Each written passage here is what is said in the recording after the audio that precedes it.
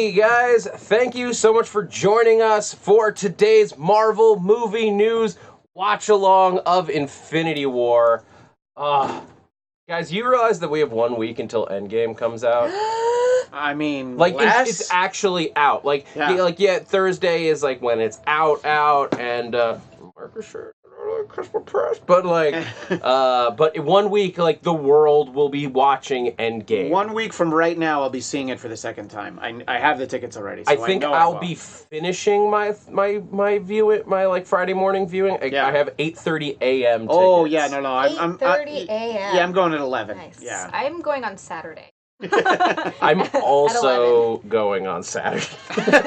Look, I have to see it with multiple groups of friends. I agree. If you guys are joining us live in the chat, I want to make sure we're going to talk a little bit so that people can get their stuff ready. This is what we're going to do today. We're going to be doing a watch-along of Infinity War, which means we're going to be watching the movie in front of us. We're going to be talking about it, talking about our favorite scenes, what those scenes mean, breaking it down in terms of like where did this stuff come from, some other fun facts that we picked up from the Russo brothers' commentary on the film, or just from interviews since then, stuff we've learned about this going into Endgame as we get ready. I just finished watching every other Marvel movie up to Infinity War, including Ant-Man and the Wasp, since it does happen before this movie. That's true. But I watched all of them over a couple of weeks, and now I'm excited to do it. So if you want to join us for this experience, you could just listen to us talk, I guess. Yeah. I mean, that could be entertaining. But if you want the full experience, what we're going to do is like grab your Netflix queue, because at least in the US, Infinity War is available on Netflix. Or if you've got it on a hard disk, like a Blu-ray or a DVD, old school like me, pop it in your Blu-ray, and I'm going to literally count us down in a couple minutes at 12:35 Pacific. So we're going to, in about 8 minutes, we are going to hit play and all together watch through Infinity War and just get excited and get pumped. So that gives you 8 minutes to do what Zia wishes she could do right now and go to the bathroom one last time. Well, I'm definitely going to have to go at some point during this stream. Because I don't think I've ever made it through an hour movie without going. Well, this one isn't 3 hours. You're right, Endgame's 3 hours. Endgame is 3 hours. Yeah, but and this one's still. 2.5. And like, I'm not going to judge you if you get up to during this one. However, I feel like there has to be, like, Disney has to be like investing in some like anti-peeing medication for Endgame, right? Well, my thing is I'm just not drinking any. Yeah, look, I've got 2 kids. I've got diapers in the house. I'm bringing them. I can't miss anything. Look, I work in sketch comedy. You can fill in the blanks from there. But yeah, so did you guys do another binge to get ready for this? You guys in the chat too. Have you binged? So which ones did you decide to watch? I watched Thor Ragnarok, Black Panther, and Infinity War. So now I'm watching Infinity War again for the second time to get ready, because you can never watch it that many times. Yeah, and this is like the essential one. Yeah. Within the last few, I watched Civil War again because I actually hadn't seen it in a while. But I watched Ant-Man and the Wasp because my wife actually hadn't seen it. I saw it in the theater without her because she was working, she's like, do I need to see it? I'm like, oh yeah, you should. And she really liked Ant-Man, and I knew she would like it. So I was, I don't know. I mean, some people were critical of that movie. Watching it again, I'm like, wait, I don't even know what the problem was. I really who had problems with it? Because I need to yell people at I do other podcasts with, probably. Oh, I know. You know. Right, that's it. That's it. Yeah, but I don't know. It was good to watch. I would have loved to watch more of them, but when you have kids around, you'd think like, oh, you can watch superhero movies, but my kids are little, So I think the next phase when I can start watching. It's gonna be really fun for you to go back and rewatch everything from. Yeah, can I come over for? Yes, you can. We took a little bit of. We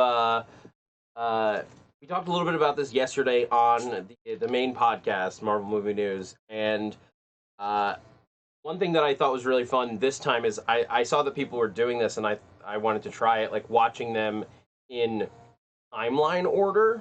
Like, not just you bump like Captain America and Captain Marvel up in the order, but also trying to find things like the fact that Civil War bleeds perfectly into Black Panther. Yeah. And so I watched Thor Ragnarok, and it's like the perfect thing to blend right into Infinity War, because that post-credit scene literally ends right before this one picks up. Right. I think I saw an updated list. IGN, or it was one of those sites that they did a list like that. They read it so that it was Yeah. an exact like chrono. Like, well, there's some interesting ones when you like think about it. Like Guardians of the Galaxy Volume 2 comes super early yeah. in that watch format because it picks up not too long after the first one, and there's nothing really in there that's too heavily consequential towards other movies.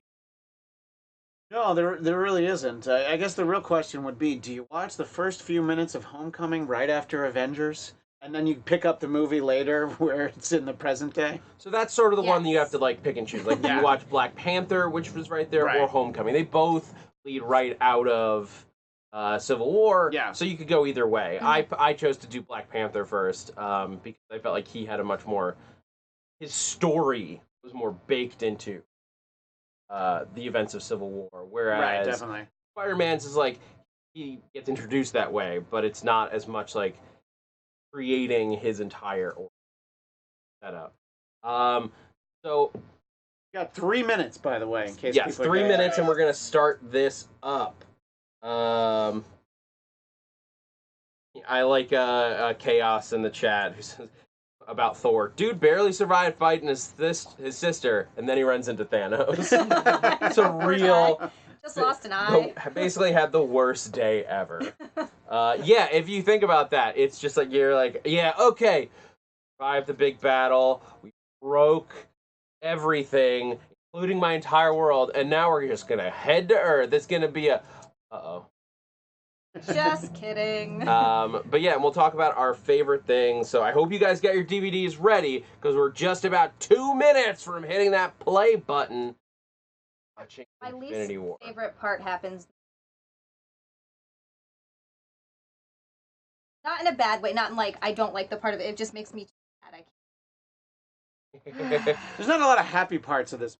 There's some funny stuff when Hulk tries to get out, but there's not a lot of laughs. No, but it's still like fun. That's the true. difference. It's like, yeah, there are downbeats, but it is always still a fun movie. Yeah, Lauren Waters in the chat with us. Yeah, Thursday night. So many people are ready for Thursday night. Yeah, I'll be working, but that won't. Like I said, 8 a.m. tickets on Friday. And I know you work late on Thursday nights. Oh yeah, I do. If I seem a little groggy today, it's because I didn't get home from work until about 1. Oh. So, okay, 1 minute, guys. 1 minute and 10 seconds. And we're gonna hit that play button. And yeah, be sure to join us. Like, keep chatting with us. We're gonna have chat open for the entire time. We're gonna make sure that we can hear your thoughts and talk about them as well. Because we want to know what you're thinking about Infinity War as we count it down, as we watch this movie. And I'm just vamping because we have 45 seconds to go, which I slightly miscounted when I was saying 45 seconds from now. We're gonna start it. But yeah, so Infinity War 20 movies. It's like so much to talk about. Any last thoughts before we get started, Christian? Well, yeah, because Jackson Hallman just jumped seconds. in. Star-Lord did nothing wrong. Oh, I disagree. And when we get to that point in the movie, I will disagree with you. Well, it's interesting. I was listening to the Russo brothers talk about that, but we will talk about that when we get there. All right, 20 seconds, guys. All right, I'm going to count us in to hitting play. So get your remotes ready, because here we go. Hit that play button in 10, 9, 8, 7, 6, 5, 4, 3, 2, 1. Hit it. All right. Oh, the anti-piracy warning. Yeah, we got the anti-piracy warnings. Get that. So, I don't know if that comes up when you're on. That's true. Don't pirate from there either. So... Okay, we'll talk you guys through it if you're watching on Netflix as well. Okay, here we go. We're on the logo. Just started. So, if you're on Netflix, you might be a little bit ahead of us.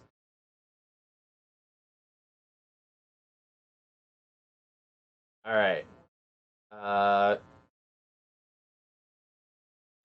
You instantly know that it's gonna be creepy because like usually there's like this is a part where you have that big Marvel like Yeah, they exciting have the Yeah. symphony score basically under it, but now but like that. So that was the thing. Like it immediately set the tone. Yeah. When I remember sitting in the theater midnight, came out, and it was just like you're instantly just like, what? I'm scared. I always get a tiny stuff whenever the beginning starts. Just I don't know why. It's like a weird, like I get a weird lump in my throat. I know. I don't know. But yeah, so as we were It talking happens about every time. before, this is immediately after the end of Ragnarok. And this is the part right here where I can't. Oh, this part. Yes, because Heimdall. Yeah. I'm a big Idris Elba fan. Oh my god. This hurts. This hurts so much. I'm like, And like what's interesting here is like the Black Order. Like I remember when they started promoting this film, like it was, Yeah. and the Russos had like apparently written out like had written at one point a version of the script where they got into the backstory of these people at least a little bit, but you didn't need it. No. They're strong, like they're strong enough characters. Like the Ebony Maw here, like just like creepy. Like there's a strong enough character built into him that we are engaged enough with him, at least as a foot soldier. And it partially helps that Thanos is just a really. You gotta talk louder. We can hear you in our ears, and yes, we do understand there's a little bit of buzzing in the mics. We kind of can't help it because of... Hopefully it's not too bad. might be better because at one point, breakfast had a dent. I think it's eating at a dent. Here, Can't see wait- it can't wait for that slide part. down a little bit, Yeah. and then you'll be a little Let's get a closer little to closer. the mic. Better? But this is the big thing right here, like talking about destiny.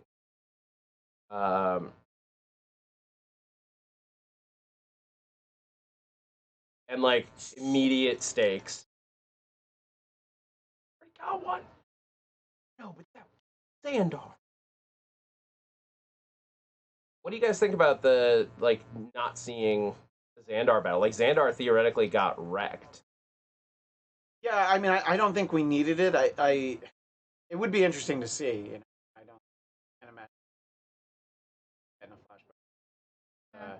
Yeah, I think that the movie didn't include that. I think logical place to start, but I am interested in what happened there. Yeah, it would be cool, but again, probably not. It is a cool thing that like later, once they're like, why should we help with this with the Guardians? And then it's like, well, Xandar got wrecked. Hold on one sec. You guys keep talking. Yeah, and of course, this is we all knew this from Ragnarok. Thor had no idea that he had the Tesseract, but of course, Loki being Loki, he has it, and somehow Thanos. Just interesting thing. One of these. This is one of those moments where it's like, if Loki was the villain he was made out to be, he could have just let him kill Thor and then not given him. Like, no, I really have it, but Loki would never have sacrificed himself. I mean, And here's the Hulk. Yeah.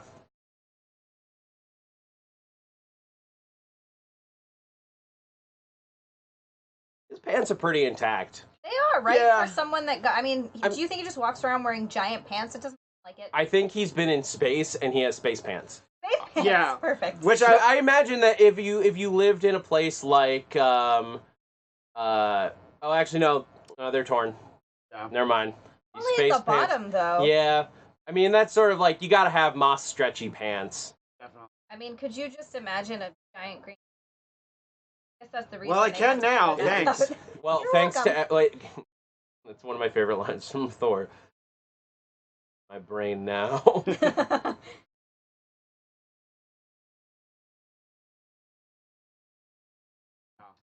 Well, Yeah. Depends on the time of there the was. I remember when this movie came out, there was that whole Oh. like Thanos dad or daddy thing going around. Oh no.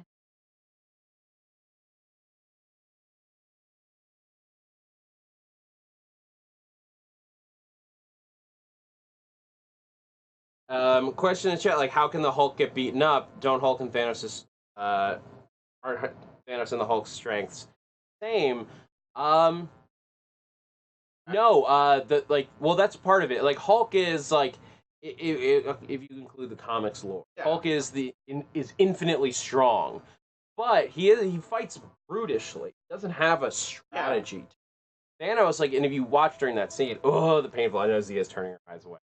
I don't. And that's our part. That's our first death. That's our first death, and that's like death count at 1. Yeah. Which it's not even from the snap, so the chance of him coming back is not there, and that's what upsets me more. Yeah, like, right. I'm so sad. And same with significant death number 2 is also not part of it. Yeah. Oh, someone in the chat has I've lost it. Oh. Yeah, Jeff, you want to go down the other 3K. direction on the highs. The buzz got higher. Highs down. It says Banner could develop some pretty cool stretch recovery. Yeah. Like super stretch. Yeah, I'm just saying, you get sense. in, like, you get your, like, you can get a good, big fashion commission if, like, you go into space and you make fancy pants that will get better and worse. Like, it'll grow with you. The Hulk would buy tons of them. That is if he ever wants to come. Right. But in theory.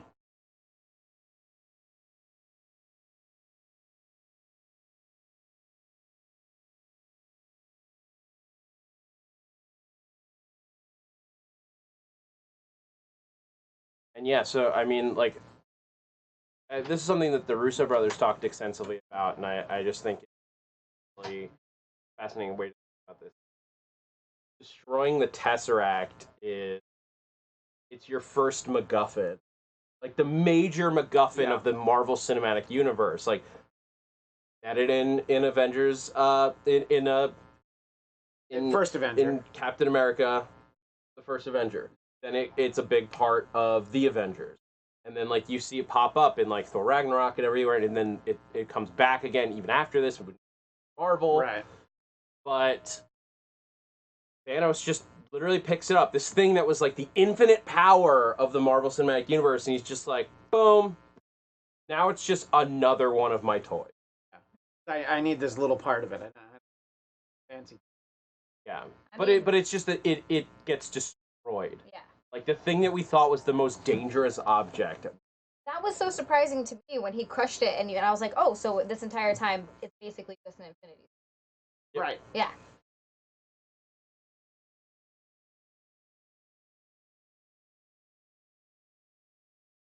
Here. Oh, and this. I love the score right there. Under. Because Loki's one of those guys that you're right. He's made out to sort of be a villain, but he's almost not. He's a weird in between, and you find yourself really liking him.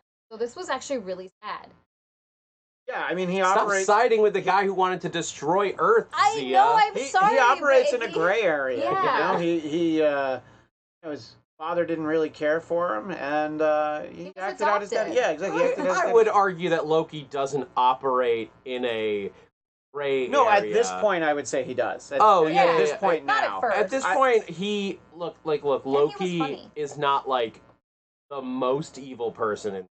No, I think he just got choked to death by the most.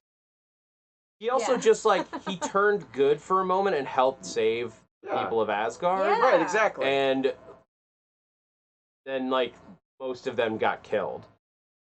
Point of clarification here. So, like, it's been, like, they've gone back and forth on, like, what exactly happened. Because, like, and it is sort of, like, I wish that the movie had been a little more clear. This is one of the few things that I'm like, I wanted more of this.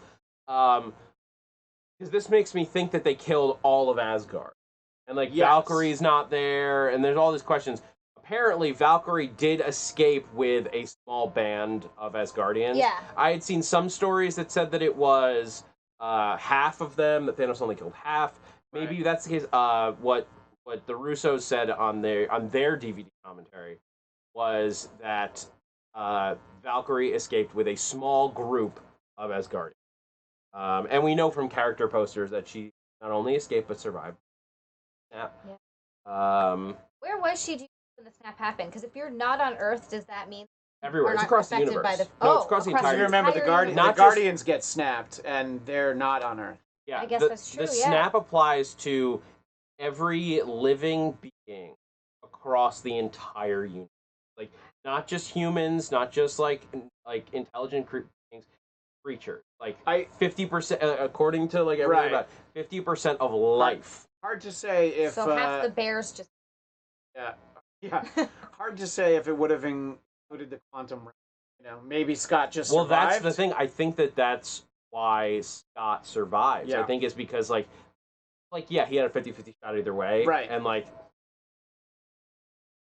quite a build up to actually getting the title. And by the way, we were the cold open. We were speaking over it, but Benedict Cumberbatch in his prime as Doctor Strange. Yeah. In this movie. Great. You know, I think that, you know, he was fine in his own movie. I really liked him in Ragnarok, and then once we get him in this movie, like, oh yeah, he's really into the role. Great. I love the exchange. I think it's Tony, right? Yeah, and Doctor Strange. And during the, I know. I'm sorry. I'm really excited. Yeah, Tony's talking to Pepper. Why are you treating this like it's not important? Why do you hate love so much?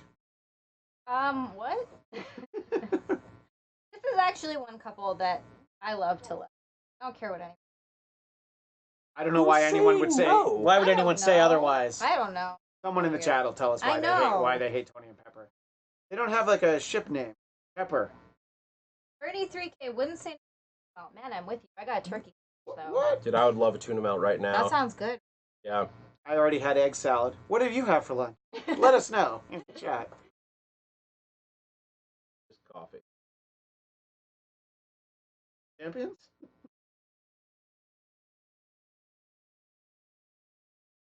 No more surprise. You can't promise that, Tony. No more surprises. You know better.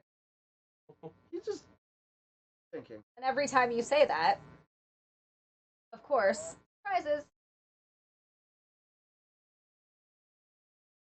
Pepper's like, God damn it. I love how casual this is. Yeah. But it's also just like the comic bookness of this, like this shot. Also, how are all these people not? Oh, I guess there are people gathering and staring in the background. I never really looked for it. Some good work by the extras. I don't think I thought about it. But there's still a few people jogging. Right? Okay, it like is. You wouldn't stop? Zach, we're both from New York. We understand. It doesn't matter what's happening. Some people are just not going to look up. That's very true. It is I've New heard York that City. Before. It's like, that magic guy's doing his thing again. I guess like if you live there, like you've been to Greenwich Village, like you've seen 177A Bleecker, and so you've theoretically seen like Doctor Strange running around. And I mean, there have been alien invasions, so I guess at this point they're just like. New Yorkers are jaded to begin with, but some of the things they've seen at this point, like whatever. Exposition. Here's the one thing I would say though: if I saw Tony Stark and like some magic shit happening, I would. It's not that I would be like, oh, I'm gonna stand and watch. I'd be like, oh, I gotta get out of here. Like the instant you see that, you're just like, look, whatever they're doing is not gonna end well for me. I'm going to the suburbs. I'm gonna go to Westchester. The best Chester. just like, I'm out. You guys have fun. I'll be up the Hudson, just like in a cabin, not doing anything else. I mean, I've always wanted to live in New York, but after watching these, I'm not so sure because it seems like every catastrophic event takes place there. Yeah, not just in the MCU. No, just in general. I would eat that. I actually kind of want that right now.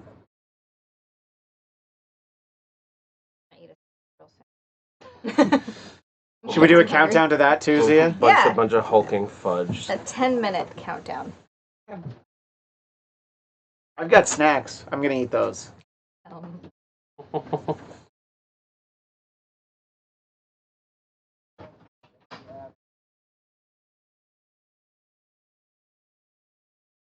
Vision. So in retrospect, Do you think there was any other decision you could have made at this point? I mean, he's coming for you no matter what. Where can Doctor Strange? I mean, well, here's one question, like, and it's just like playing, like, because I was rewatching Doctor Strange this week. Do you guys think that he could have like utilized the mirror dimension to hide the time stone? but is it then inevitable that he'll still get to it at some point? And is that part of him playing out the whatever million? Well, I do think once he does that, once Yeah. he sees the 14 Yeah. million 605 possibilities, like he knows the one that he has to do, and that involves handing over the time stone. But if he had done it now, before all of that, Yeah. like, because that's only once you get to that point. But like, if you just stick the Eye of Agamotto into the mirror, like the mirror dimension, I guess theoretically, it's not like only Doctor Strange has access to the mirror dimension. So Thanos could then go find someone else that could get him in there. I mean, the Ebony Maw is essentially appears to be using magic. Yeah. So I wonder if he can use these spells. He just chooses not to use the more showy ones. I tried calling that number. Oh, what'd you get? Not connected, but it was a production phone, and they wanted there to be a voicemail. But then for some reason, Disney didn't want them to do that, so they just disconnected. So Oh. I know.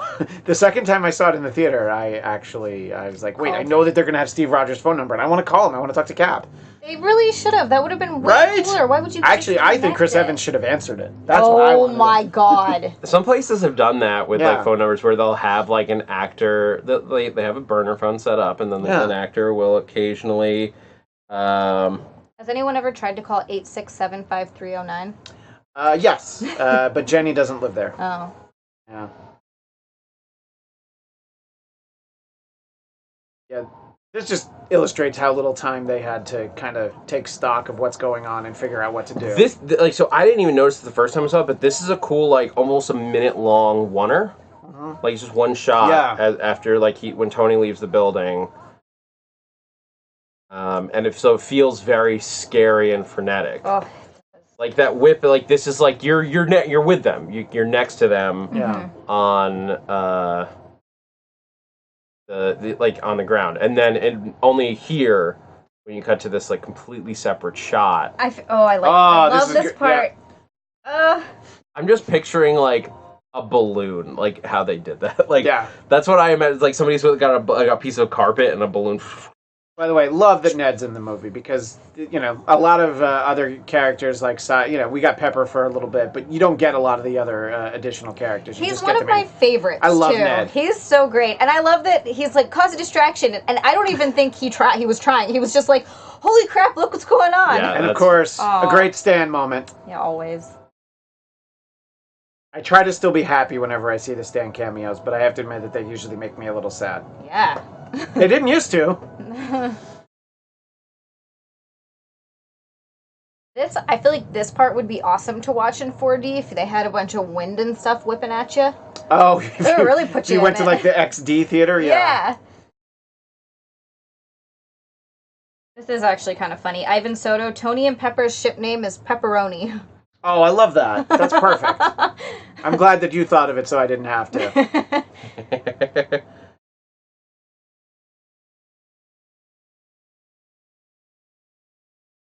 Sorry, remind me the name of Thanos' Bib Fortuna there.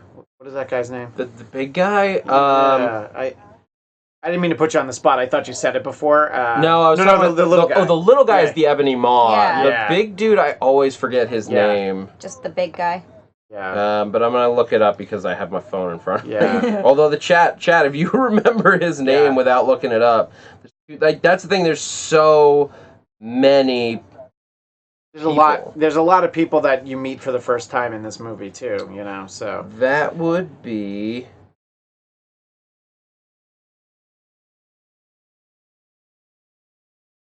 Did they just not give him a name? Well, they don't say it in the movie. Right. Right, Like but they he has never an established name. address him by name in the movie. I think that's Cull Obsidian.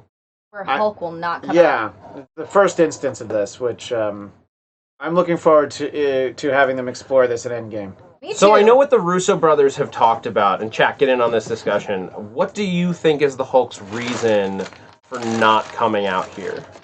I think he feels used. The loudest paper bag in Yeah. the world. Sorry. Dang, the, Sorry, guys. So yeah, I think that he just feels like, you know what? I'm tired of you guys don't want Hulk around except for when you need Hulk to smash. Why can't you be Hulk's friend?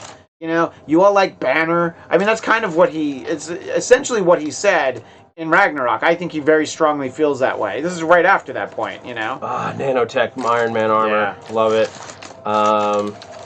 There's a great lead up comic. I can't remember which one. Is it an Endgame prelude? One of the prelude comics has Tony testing out that armor. Oh, cool. Where it like shows him like going through the phase of like actually like designing and testing out like the crazy thing that branches out of his back like that. Which is really cool because like you don't think about that fact, but like he had to sit down and design that at some point. There's got to be trial and error where it doesn't work. Yeah, like know? I would love to see a short where we see Tony like testing things and like some of them don't work out. Now like, let's be honest, they wouldn't put Robert Downey Jr. in the short. They'll have somebody who works at the lab testing it for him. I still would want to see. Well, that could be fun too. But like, or you could just you could just get him to do voiceover. And you just that's he fine. never leaves the suit. Yeah. But like, I would just love to watch that. I think it would be a fun series of moments. But yeah, so Hulk refusing to come out. What do you mean, no? I also wonder if Hulk is maybe doesn't want to face Thanos again. Oh, you think he's scared? So you subscribe That's to a great the scared point. theory. I mean, he did just get his clock cleaned, and it's not something he's used to. Mm-hmm. You know, He realizes how powerful he is. He can be hit, and he can feel it, and it can hurt, but not the way that that Thanos tossed him around. Mm-hmm. Yeah, when I first saw it, my thought was that it was like Hulk was dealing with like an identity crisis because he like had proof he's like Hulk is no longer strongest one there is. Yeah. Mm-hmm. But like so what the Russo brothers have talked about is that it like Hulk is basically just tired of playing hero for Banner. Right, exactly. I think that's pretty close to the way that I'm thinking of it. And this is like one of the times where this is like one of the few times since Avengers where we've seen Banner like call out the Hulk. Yeah. Like he did it at the end of Ragnarok, and the Hulk had to be like, "But big monster!" And then like he didn't even get to fight the big monster. What I love about when Peter jumps into this about Spidey, it's like, I don't know. I think most people would run away from some of these sites, but that's when you're a hero, that's not what you do.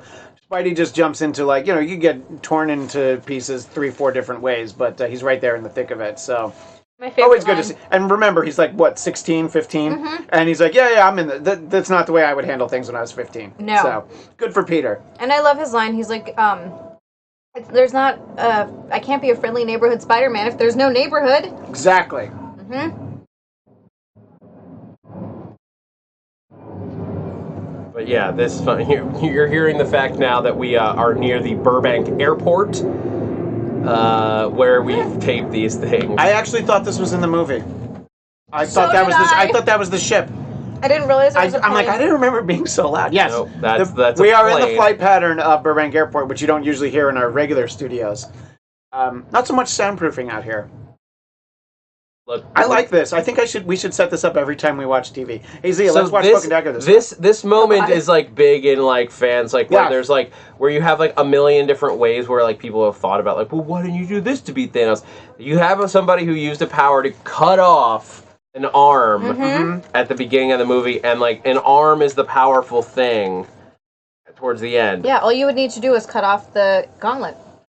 But here's the thing, like it only worked that way because like it happened in like an instant where he was like reaching through the portal. Right, it was already closing. I don't know, and like so Can you time so it that Thor way? on Ragnarok did manage to like in Thor Ragnarok Doctor Strange did push a portal across somebody. So I guess the theory is like you could sling ring open a portal, push it, and then close it as it's getting across Thanos' arm. But that assumes that Thanos is going to hold still for that time. Yeah. Even when you had him in that vice grip. I guess you could have like had the people holding him like on like going through the portal, and then like you cut off the arm and they're on the other side of it. That might have worked, but that's also like we've had like months and months to think of that theory. Like the mechanics of doing like that to cut off an arm in an instant are very small, and like except for that time where Mantis has Thanos like in a slumber, and she's having a lot of trouble holding him there, even without what Peter did. Even without that, like think of that in the moment would have been tough. And shout out to my T-shirt making an appearance finally now in the movie. But I didn't want to interrupt Zach. But that just happened. We got the Iron Spider finally. And good call by Tony. Like, yeah, you shouldn't be a part of this, kid.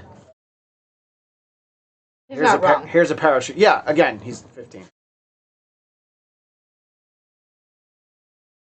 And, you know, just to cross universes for a minute, Peter Parker handles having powers better than Shazam does. There, I said it. All right, I'm just going to leave it there. I'm going to leave it there out in the open. You guys can decide. Chaos says the portal could also cut off Thanos' head. Yeah, that's true. It's almost like, don't worry about the gauntlet, just cut his head off. Yeah. Again, possible. It's hard. One, I don't like the violent ways we're talking about killing Thanos. I don't think are in the forefront of most of our heroes' minds. Yeah. I love Wong. Wait, which poster was he on? Is he on the Alive poster? Or... Wong is alive. Yeah, that's Wong's what I thought. alive, yeah. I thought so. Alive. I didn't want to say that he was alive. Yeah, again, don't call the number. Or maybe call the number now. Who knows what they have? I should have... we should have written Why it down. you wouldn't keep it with just a Captain America voicemail makes no sense to me. I love this. Space. Yeah, that was a great gag. I remember the theater reversing at the laughter. We definitely... We all laughed. That's like a great, subtle, like, making fun of your own self. Yeah. And... it's been said that James Gunn did a dialogue pass on these sequences, right? Because this feels so much like a Guardians movie. Yes, he did. Which I think is tough to do for any other writer, no matter how great you are. If you're not the guy who writes the Guardians movies, Drax is one of my favorites too. Yeah. Whether it was, I don't know if he may have just written the scene, like right. That makes sense too. Yeah.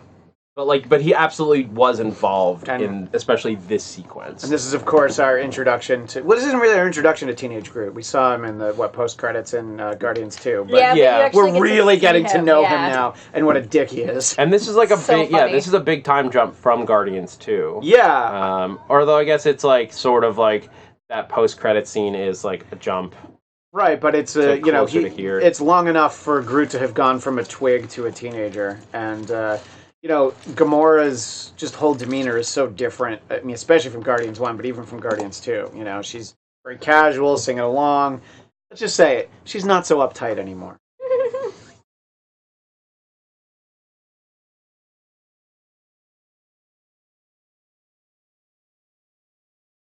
He smirks there. I love that he smirks there.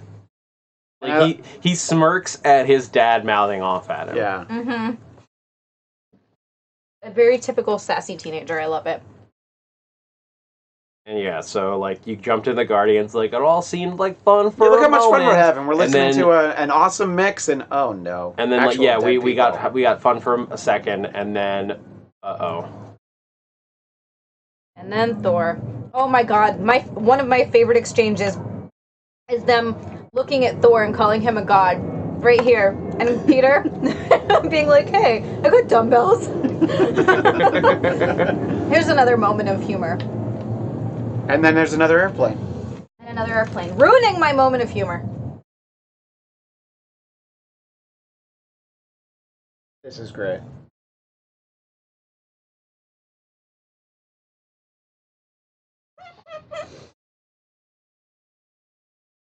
Very Peter Quill, just like...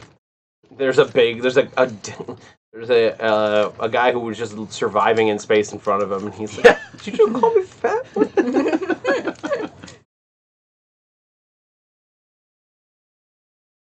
I love the Bowflex reference. Is the Bowflex still a thing? No, but remember, Peter... no, I know, but I just meant in general. Oh, yeah, because of like when he left Earth, that seems to be like, oh, yeah, that's what you get in your house. So, yeah, the Bowflex was the perfect choice for... he didn't say treadmill.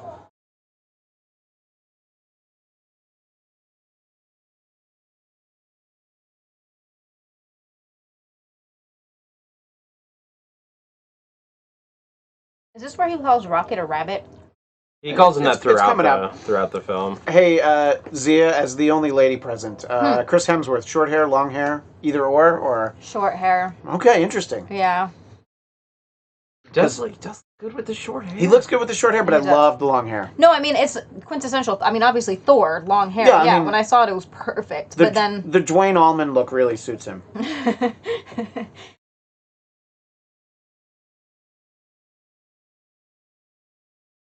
It was interesting that they, like, I remember when the trailers were coming out for this, they had digitally changed. They just did two versions of it where he's, like, wearing the eye patch and not wearing the eye patch in some of these scenes. Oh, interesting. Because the eye patch is technically a Ragnarok spoiler. Oh, yeah. You're right. You're right. And it was only in some of them, and I remember going to see Ragnarok with someone, like, a couple weeks after it had come out. Like, it was, like, in its run for a while. I'd already seen it, but, like... Yeah, sure. And then they showed the Infinity War trailer, and you saw him with the eye patch, and it's like, spoiler? Yeah. When did he lose it? It was one of those, like, maybe... Oh, that's interesting. Yeah. So, I mean, just like... if you go see Captain Marvel now, like, you'll see Endgame promotions. I don't know if they're the ones that have her in them. Probably not. They probably have avoided that just because they're using so little. Yeah. Endgame. Yeah, you're not going to see Carol post makeover for. I love his manly voice. He's like, "What are you talking about? I always talk like this." This is why I like the Guardians.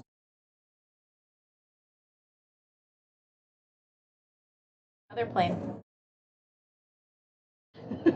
It's so clearly not his voice. Yeah. Mm-hmm. I mean, Thor doesn't know him, and he knows that's not his voice. Yeah. But this is also just two comedic actors who are so good at playing off of each other. Mm-hmm.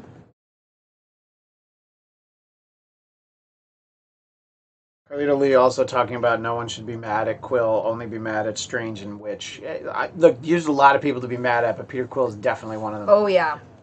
I'm not. No one's changing my mind on that. No. I don't know. We'll talk about it. Oh, I mean, I don't have to change your mind. When we get to that scene, Yeah. like I have conflicting feelings on it. Obviously, like that's the thing that went wrong. Yeah. But I don't think his actions are as hard to relate to. It seems like it to could have worked, but it also might not have. But again, we'll talk about it when we get. This is so much fun because he's so confident in what he's doing. Mm-hmm. Yeah. And now we're like cross-referencing, like we're doing references from different movies and smashing them into each other. And I like that he uses the branding Earth's Mightiest Heroes. Yeah. I don't think it's a phrase we've actually gotten in any of the movies, but of course it was on the cover of the Avengers. It was in the original Avengers. Oh, okay. Earth's Mightiest Heroes. Oh, yeah, sort you're of right, thing. you're right. So I imagine Stark has said it a bunch. Yep, little branding. On Earth, like in those, sure. like...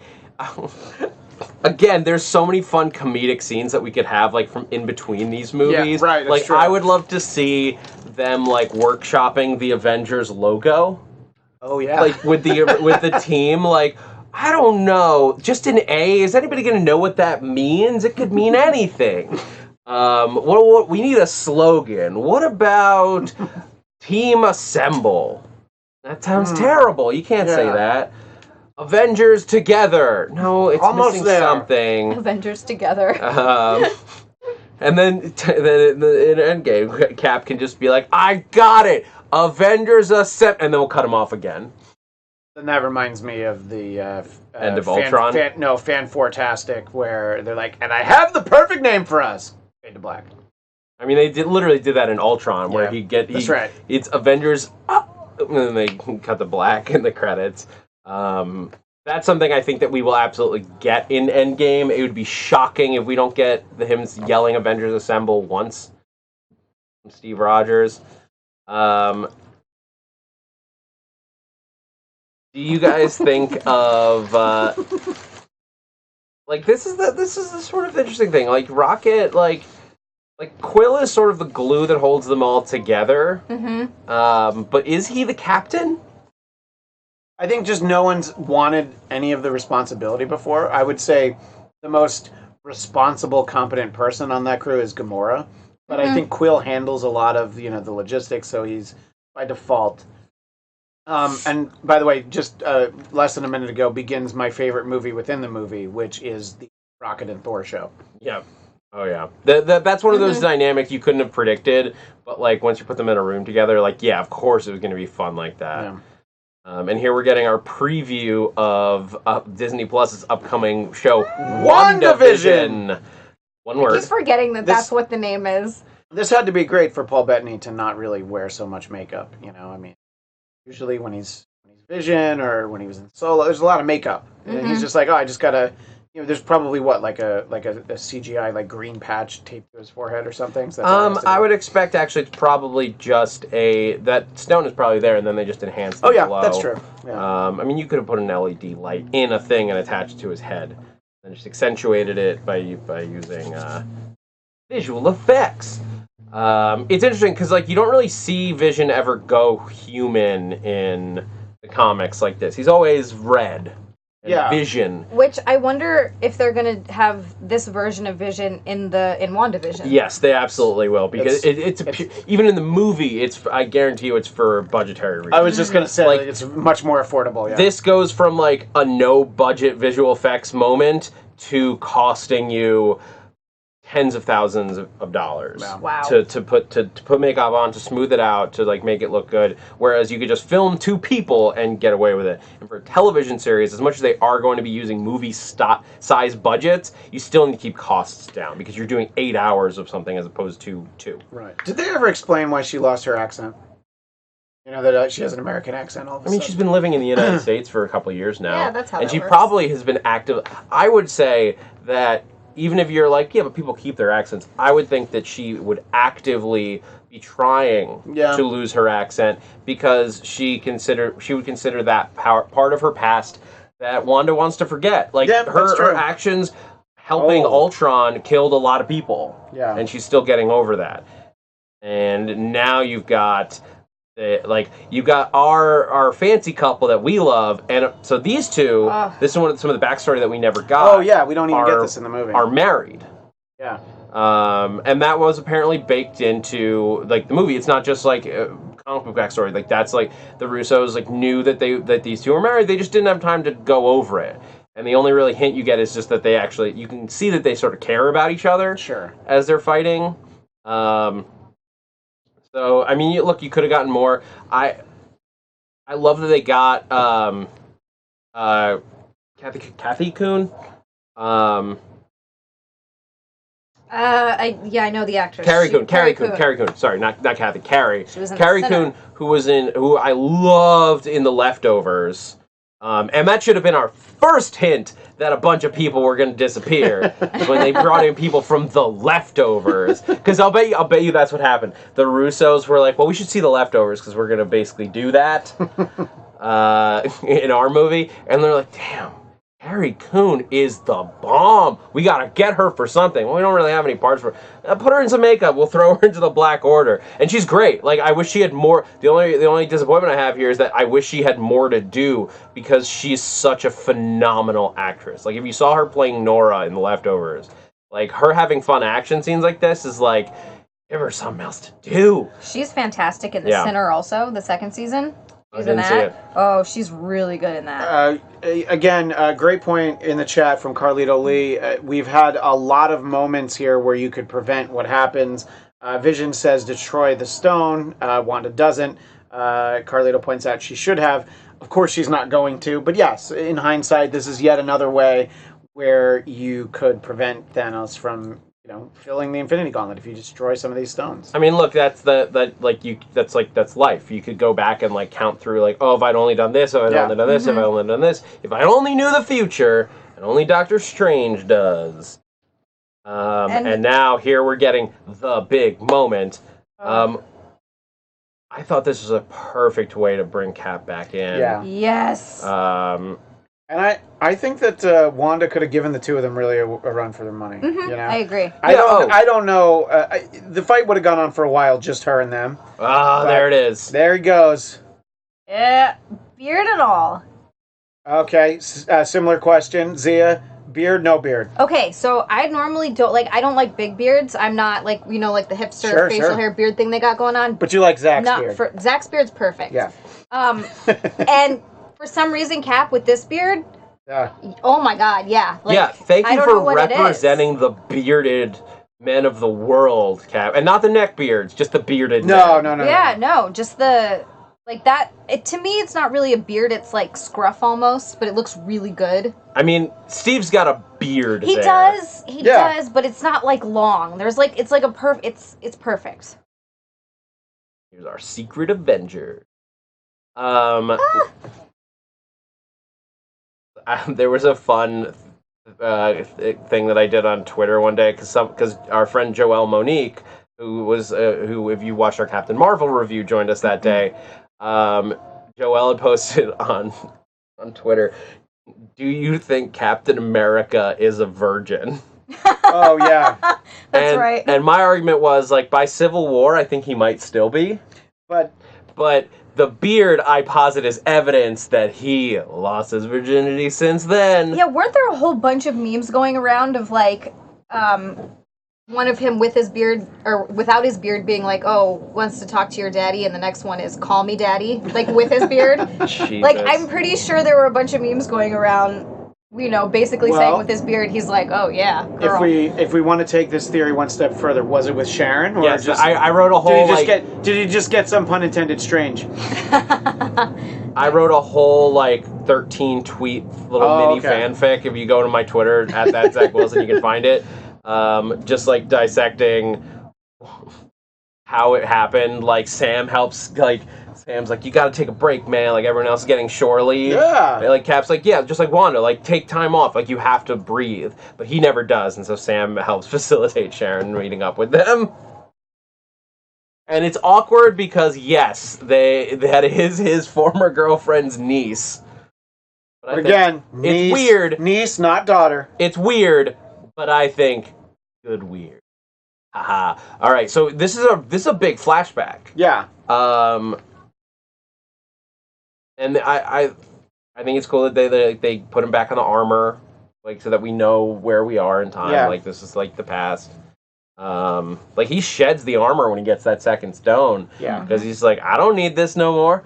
I'm the most powerful being in the universe." Yep. And that has to be fascinating that, to Thanos, that this little child isn't terrified of him. She's got questions like, "Hey, where's my mom?" I think when all these adults are rightly cowering in fear from him, this little girl is talking to him. Yeah, and if you look here, it is setting up the soft spot that Thanos has, right? Mm-hmm. Because he actively one of the things about the scene, he actively removes her from his own supposedly perfect system, right. Which is kill half of the people and help the planet. But he removes Gamora entirely from that equation. He doesn't "Oh well, you have to decide, and then if you survive, great." No, he picks her out of it. So he cheats his own rules to save Gamora. And then, obviously, what happens later. Yes, in the odd sort of tender moment from Thanos where he pushes her head so that she doesn't see what's happening behind her. And she still has that, which is also interesting. Well, Thanos gives you something, you hang on to it. I imagine she holds it on eBay. I imagine she's holding on to it specifically because she wants to stab Thanos with it. I was actually thinking that too. I don't think she keeps it for any other reason except that she... Not sentimental reasons? Well, that is sort of sentimental when you get down to it. That is true. She wants to kill Thanos, and Gamora might not be the dancing type, but she would love the poetic justice of killing Thanos with his own knife. Mm.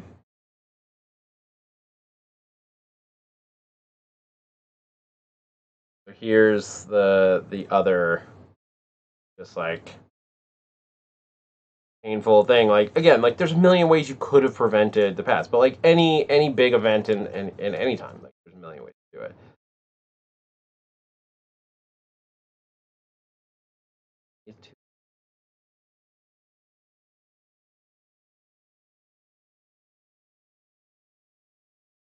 This is like the young Peter.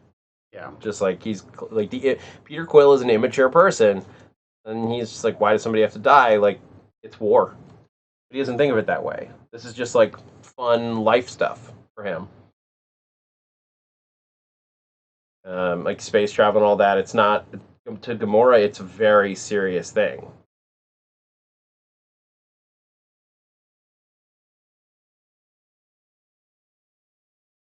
She was raised by Thanos, so she knows better than anyone. Boom.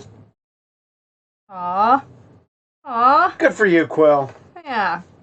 Punching out of his league. I love this reveal. Oh, yeah. I love that he has choice.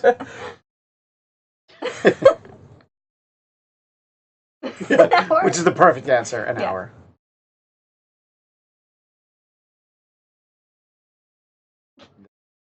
Yeah. Standing so still, I become invisible. Oh, this is a great point. Chaos 13212. Anybody else feel like Peter being half cosmic could have come in handy? You're right. We don't really get to see that. Well, here's the thing with that.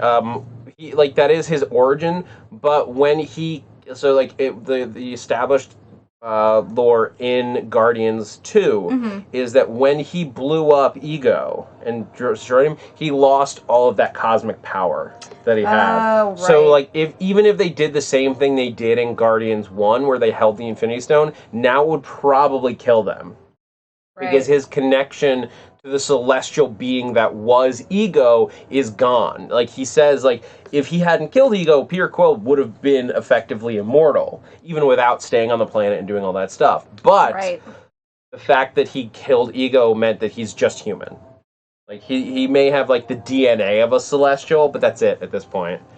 He's lost all of the power that goes into that. Oh darn, that would have been cool. But that does make sense.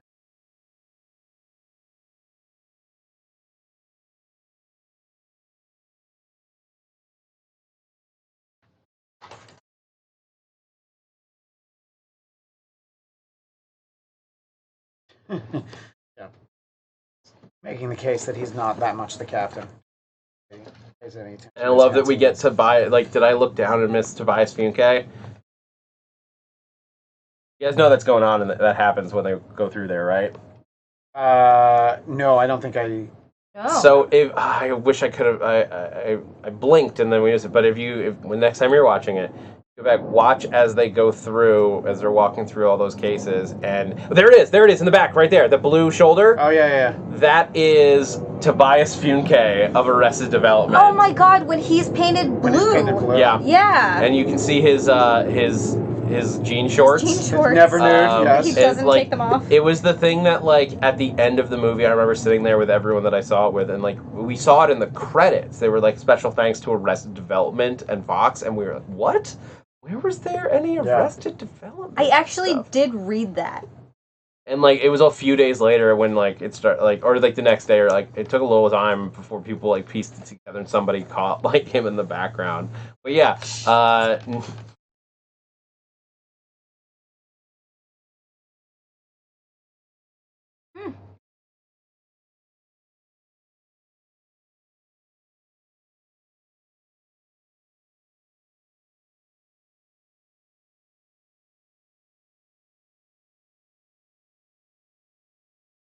And again.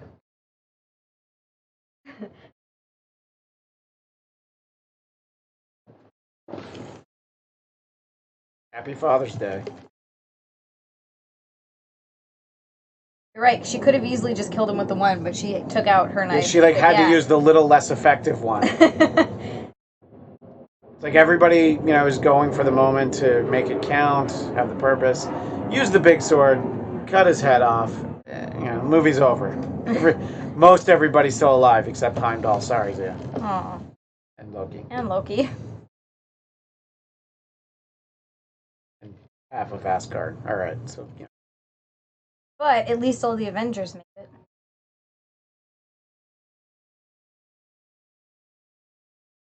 But this also shows that she still cares.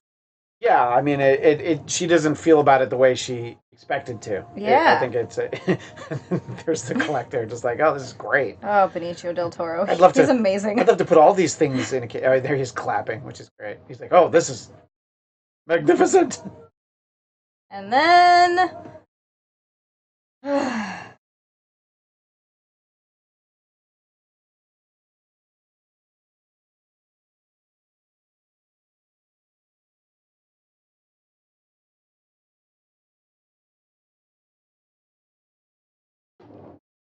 already has the Reality Stone.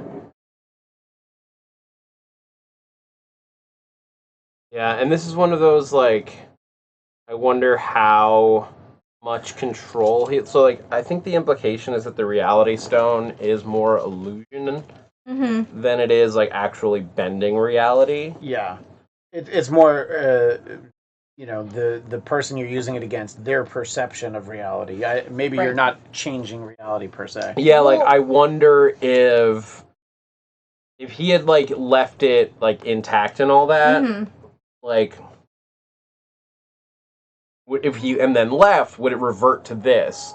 Like, was the collector alive for that moment and then he undid it, or was that just an illusion of the collector? Like that, those are the questions like I'm curious about with the Well, I power think of the Infinity To me, Stones. that does make sense because then they Drax and Mantis would be that's it for them here. Yeah. But we see them again later. So Yeah. I have a feeling that once he left, they just kind of go back to actual reality. And I do love the like comic reference that is like what he does to Drax and Mantis, Yes. because like in the comics it gets so silly. Like there Drax just like falls into blocks, but Yeah. in the comics like he turns somebody into pieces of Lego. Yeah. That's amazing. Like they couldn't do Lego for like legal reasons, obviously, but You They could have could done do, a what's- plastic block of some kind. well, what's the other one? Mega Blocks? Yeah. Because that's Some- something else, but called it. I think like you don't want to like invite that whole discussion.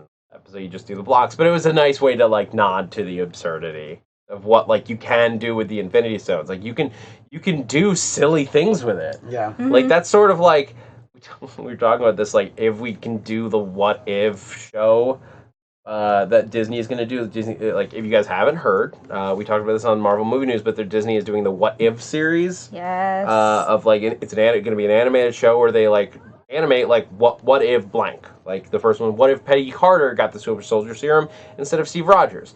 I want to like, can you imagine the absurd things? What if Deadpool got the Infinity Gauntlet?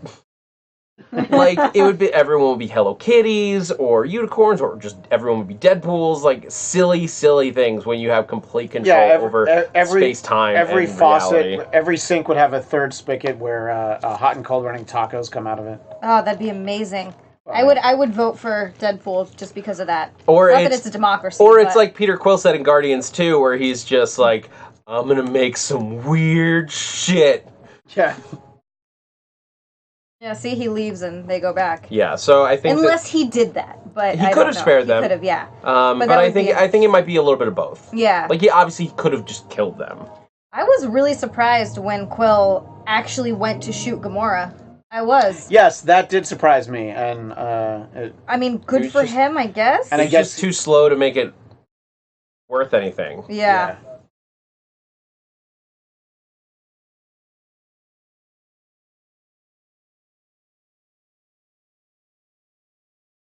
Yeah, this is Rhodey.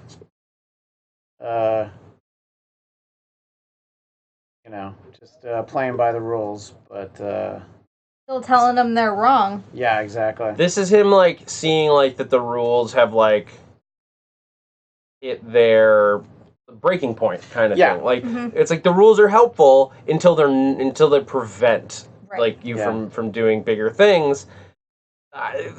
It's weird. I mean, that's the whole crux of Civil War. Is like neither side is completely wrong.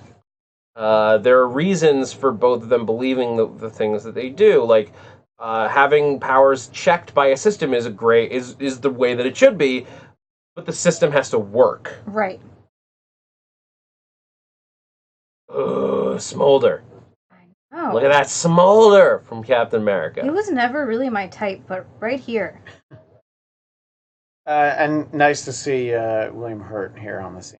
Yeah, Yeah. I love the fact that he's continued to be involved. Like, one, it's great because it like keeps. I love like keeping the lore together and like having like Hulk's like big rival as like a big now Avengers rival. Right. I think it's great. But it also is like teasing me. I'm like, oh, are you gonna give us that Red Hulk storyline? Please give us that Red Hulk storyline. Like, call Universal. Be like, Universal. Here's like $500. Here's like $500. $500 million. I was gonna say 500 million, but like here's $100 million. Give us our Hulk distribution rights back. Yeah. And do the Red Hulk movie with William Hurt as Thunderbolt Ross. He's so cool. This isn't awkward at all. Hi, Riz. Oh right, yeah, I ran away. Hello. I mean, the Hulk ran away from him. She's happy. She's clearly happy to see him. She doesn't look upset. Yeah. I think those two understand each other pretty well. I hope so. I ship it. I do. I ship it. Like it's like again. We've talked about this before, but like it's partially whoever you give Scarlett Johansson scenes with. She's so charismatic that like you want to ship anybody she's in the room with. It's true. But I like those two characters. Also, I just want Bruce to find some happiness. I know. Yeah. Poor guy. Oh, Vision, you self-sacrificing good guy. Wanda's not going to let that happen. Has an equation.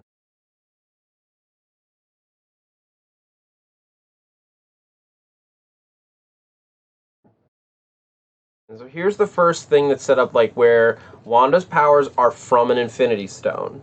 So she can destroy an Infinity Stone. Right. They have a different relationship. And this is, I think, going to be what becomes very interesting when in the next one you have Captain Marvel, whose powers are from a different Infinity Stone, who also is like super powerful, like very OP, the same way that Wanda is. Like Wanda, when you get down to it, is super OP.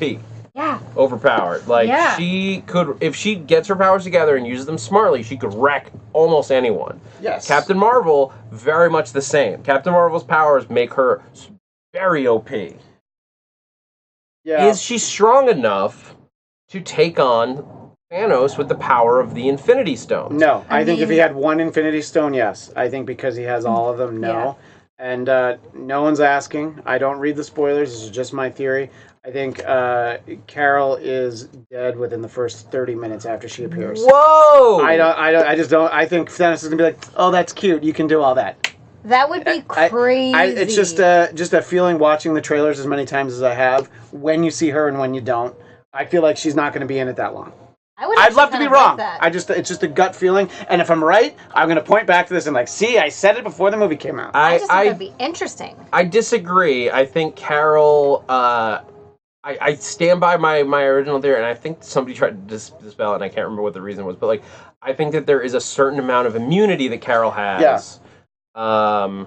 That would also make sense. I'm just going with my gut, man. And who are the characters who? And we're back in Wakanda. Yeah, thank God. We've been away so long. I love the White Wolf. Yeah. This is a great scene. Like, and now he's got like a full vibranium arm. Yeah.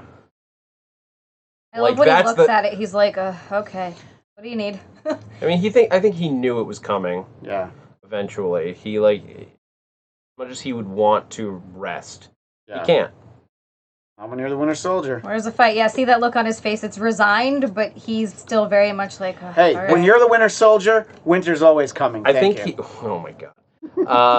I think the other thing is that he trusts T'Challa. Yeah, I agree. At this point, where it's not like he doesn't see it and be like, no, I don't want to. He sees it and is like, if they need me, if they've made me this arm, if they're going to put me back in the fight, it's important. And you know Shuri made that arm, so you know it's on point. Right. That's a good point. That is sure. Yeah, that would be a Shuri creation. It's not some low-rent hammer tech. It's good stuff. Nope, But so here's my question. It's like, whose powers do we know? Like, I want to just make a list. Like, are affected by or created by an Infinity Stone. Like Doctor Strange uses the Eye of Agamotto, but that's gone and he's gone. Yes. The Scarlet Witch, her powers are from an Infinity Stone. She's dust. Captain Marvel powers from the Tesseract from the Space Stone. Sure. And she's obviously still around. Very, very powerful. Is there anybody else? Quicksilver. I wish he'd come back. I still maintain the X-Men universe version of him is great, but I did really like Adam Johnson. You're sitting. Aaron Johnson. Aaron Johnson. You're sitting with two people who disagree, but I liked his. We're all able to disagree. I thought it was fun. I wish he had more time. I think if he was the only Quicksilver we got, I would probably have liked him more. It's not that I said one. It's not that I like one more than the other. I do. The X-Men version doesn't fit to me as much well in the MCU. I think he worked great in the X-Men universe. Yes, absolutely. I do agree with that. I liked the Ultron version of him. I thought he was fun, and I wanted more time. I was very surprised that he died in Ultron. I just did not. Which see is it coming. part of the. I guarantee you, it was a under the table handshake deal with Fox. Like, all right, you focus on Quicksilver. We're not really going to do Scarlet Witch. You use Scarlet Witch. You can use Quicksilver, but kill him off quick so that you're really focused. And that way they can both use the characters, but not feel like you're just watching two separate sets of twins. Anyway, so Scarlet Witch is gone, but I think Captain Marvel will end up. I think there'll be a feedback loop with her powers in the Infinity Gauntlet. Interesting. I logically that makes sense. That's the thing. It's that's why I don't. But I think it works both ways. I think Captain Marvel's going to have trouble fighting Thanos. True. And I think that Thanos is going to have trouble fighting her. I think it's going to be one of those things it's two magnets. I love this. Yeah. Kids seen more movies. Yeah, exactly. Kids seen more movies. I do love that. And then here's the legs. The legs. Iron Spider. I love how excited he is. Yeah. But also, I love how excited he is, but also, what did he think was about to happen if he didn't know those were there? He was just going to go out. Yeah, he was just, I don't know, we're done. He was probably going to try to web it up. That's how Peter Salzal says. Yeah, that's a great shot of Maw floating off into space. I like that they get some victories here.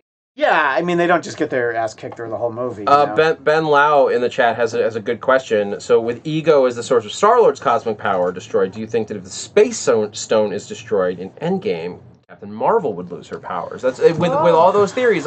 That's a reasonable question. That is. I would say no because I think that power was transferred much the way that the power was transferred from the Tesseract into weapons in Captain America, First Avenger. I think that I think that it's just become a part of her, whereas because there was it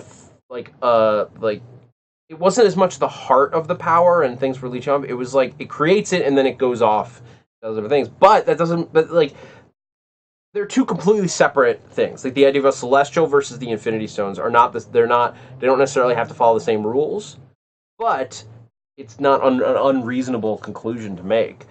But for the sake of continuing her story, I think she keeps her powers.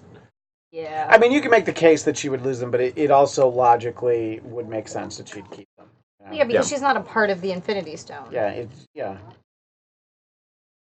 She just took from it. Yeah. I like these two very different styles of looking at the universe. I was going to say the world, but I thought you were going to say styles of facial hair. Hair and facial hair, yeah, absolutely. They're very, very similar, though. Yes. Science Beard Bros. Science Beard Bros, yes. They're both rocking that same goatee with a little extra that spits off the back, the side. The Stephen Strange you don't see that often because it takes a lot of work. It takes. I see it all the time. It takes the hands of a surgeon to get it just that right. I'm just saying you could have an attempt. Nobody's looks as good as his, is what I'm saying. One person's does. That's just because he's the living embodiment of Doctor Strange. Fair. Talking about Matt Key. That man's facial hair just grows in as Doctor Strange. It is the weirdest thing I have ever seen in my life. I'm gonna need to. That he just loves this character, and he just happened to grow into him. He loved him so much he started becoming him. That's what happened. I can't explain it. It's magic. It's clearly voodoo magic. Brother Voodoo helped Mackie become Doctor where's Strange. Brother Voodoo been? Come on. I think we could see him in Doctor Strange too. Okay, good. That could be. I think that would be a great way to like build out that world. If you have to. Baron Mordo goes to shut down Brother Voodoo. Perfect. In Doctor Strange Strange 2? 2. And that's how we meet him. It's like Baron Mordo fighting him, and Doctor Strange comes in and is like, come with me. We got to stop this guy together. And you get Wong, Strange, and Voodoo all in an adventure together. Sorry, that's exciting. That'll be the So nice now part. these two are off. Like, this is like we're getting this like father-daughter relationship. Yeah. And I know we're a few minutes away, but when the that other character comes on the scene, I was very surprised. I guess no one's watching this for the first time, so I can mention Talk that about when we see- Nebula? Yeah. No, when we see the Red Skull. Oh, yeah. I just was not expecting it. And by the way, I also thought it was Hugo Weaving. I had to I know. They did a good enough job They that I did, couldn't tell. but- It was good enough that I didn't. Some people are like, oh, I knew it wasn't him. It's like, Well, good for you, I but had I no didn't. idea. yeah, I didn't No know. idea. And also, like, when I'm watching a movie for the first time, I'm sort of just, like, letting it happen. That's And fair, I'm not just, like, dissecting, like, is that Hugo Weaving's voice? And we're just like, oh, Red Skull! But we'll talk Yeah, about I'm that so more when we excited. get Yeah, to when that we get to scene. him. But yeah, to your point, this is great. Just great father-daughter stuff. Let's be honest. Very complicated father-daughter dynamic here. Dysfunctional. Very complicated. I do love that we get our Doctor Who represent coming up, though. Oh, when we get Amy Pond? Yeah.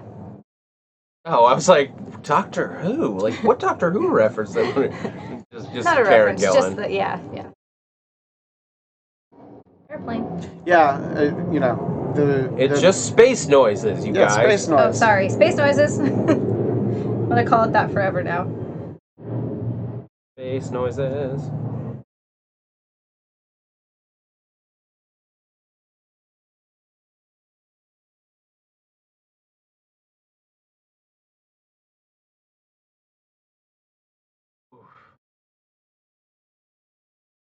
Really. It's one thing to throw the life cereal I tried to give, but this hurts. Words hurt. Ooh, did you know that Cinnamon Toast Crunch came out with a churros version? Because you brought up life cereal. No, I didn't know that, but I'm so glad we know now. I did. I don't know why it's relevant here, Zia. Because it's delicious. Would you I had like it them to last send night. you a free one? Is that why you did that? Yes. Okay, look, as long as you're upfront about it. Yes. What just happened? I don't know. She's trying to get free cereal.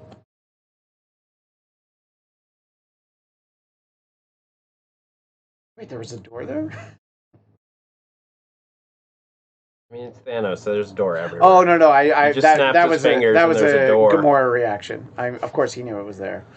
And this, of course, like a direct reference to the comics. Yeah, I remember reading an article where you actually saw, they had like a panel from this. I don't even remember exactly what that was. It's Nebula, like... No, but I mean, I don't remember. It wasn't Infinity Gauntlet. I don't remember where that was, but I remember seeing a picture that would look just like this. Yeah.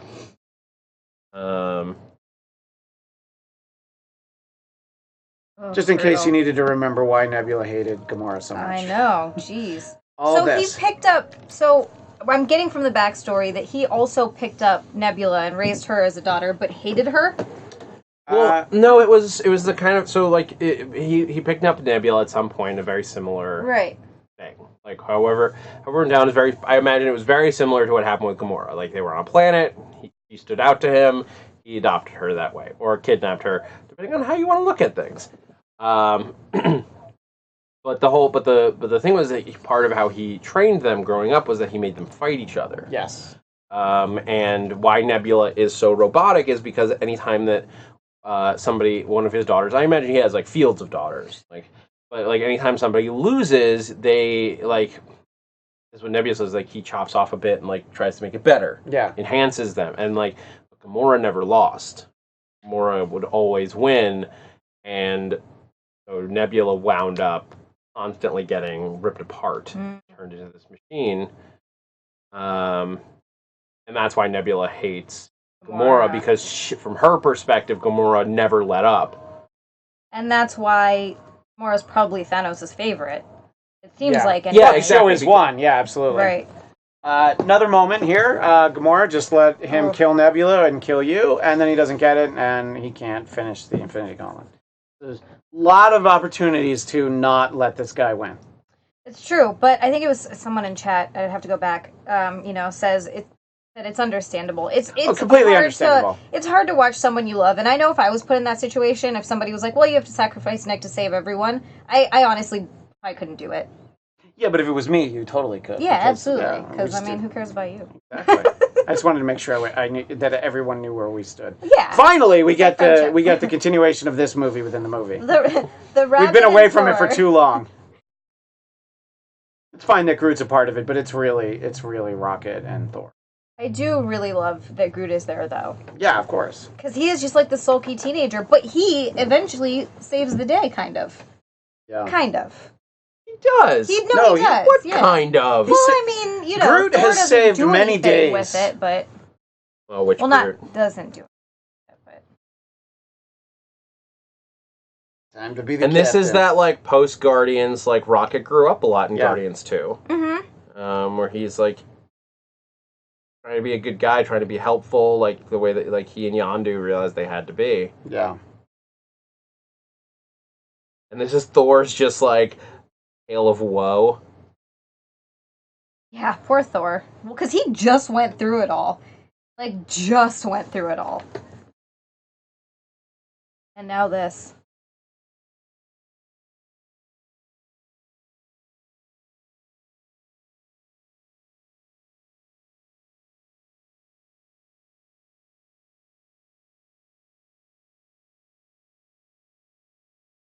Like this is also like if you think about it, this is like the first time he's had to the first moment he's had to stop and sit since like since the beginning of Ragnarok. Beginning of Ragnarok, yeah.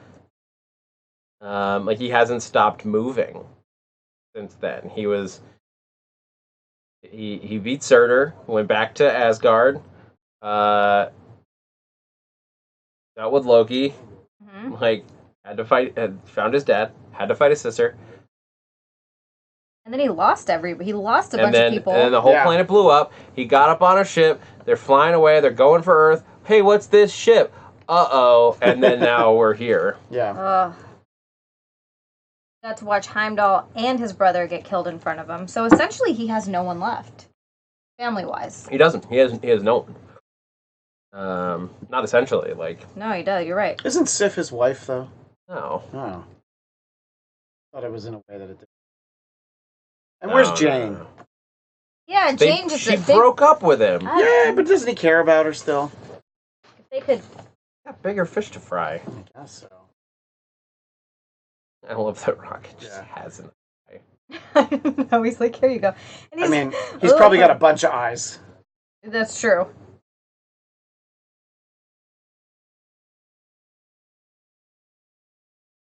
I really want to get into why, at some point, I want to know what Rocket's obsession with body parts is about. I do love that. Would have watched it first. Would have watched that. You don't just put a weird random eye into your socket. I think he assumed that it had been cleaned if Rocket was handing it to him.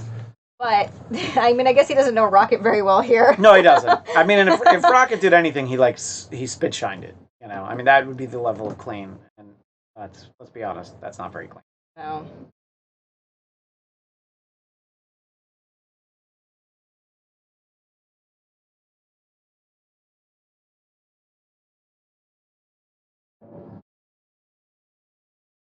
Very eerie. Yeah. In this movie, especially. Oh, this part was great too. As soon as I saw Peter Dinklage, I was like, ah! So exciting. That spaceship sounds suspiciously like an airplane. Very airplane-like space noises. I will say there's one thing about this scene that throws me off. And like, we're leading up to the whole thing here, and like, so like, the whole idea of like Thanos, like he goes places and he kills half of the people. You're kills everyone. True, and he just keeps one to do stuff for him, basically. Well, he kills him and then he spares his life as like a thank you. It's like twisted in its own way. But I'm just wondering, like Thanos. I mean, look, Thanos is like, this is maybe just part of like why Thanos is not a good guy. Like, he's this like weird environmentalist storyline, but he breaks his own rules constantly. He broke his rules for Gamora. He broke his rules here to like kill all the dwarves. Well, I mean, I think he does it when it benefits him. I do love giant Dinklage, by the way. Yes. That wasn't lost on the audience I saw it with. No, it was amazing. Yeah. I know it wasn't me. I got real excited. When they cast him, this is a character that everyone was predicting that they would do, but I remember thinking like, oh, I don't think he would want to play like a little person character, that seems like really easy casting for like a character that's is of a race in this movie called dwarf. But this is a great way to like screw with your expectations. Yeah, I mean, to make dwarves the biggest people. Yeah, I mean, I think a lot of times, like, his Days of Future Past character is not someone in the comics was a little person, but there's no reason. Oh, it has nothing to do with it here, but this was like no, I'm just sort of mentioning that, like, I like that, it's like sometimes it doesn't matter, and I love that he's giant dwarves. And also, the fact of the matter is that he's a fantastic actor, so why wouldn't you get him for the role? Yeah. I just like the idea of like twisting like what our expectations of a dwarf is, like, because obviously we've all seen Lord of the Rings or played D&D. Like, a dwarf is supposed to be a smaller person, and we upended it. Anyway, Zia, can you grab that white remote control? That's the one for the air conditioner. Yes. That's why I'm doing that all on camera. It might be too loud to turn it on. Well, I'm gonna try it and I'm see. Move this bag down here. That's also loud. Okay, that's this one. And we're Ooh, it is see warm. what happens. We're all sitting It also very might not go close below. to each It also other. might not go below 70. So there's also that. I don't know. Yeah, it says it is. Here's Nebula, very smart, and like there's I believe a Chitauri soldier. Yeah. Gone.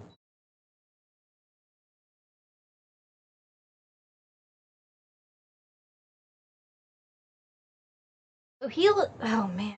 Now I'm just thinking about how he's lopping off different parts of his daughters to try to perfect it. He like took out her eye and there's not that much. There's not that much of her left. No. It's also probably part of that, like, oh, she lost it in battle, and so she got replaced with this. But because she lost, and because Gamora always won, she never needed to have anything replaced.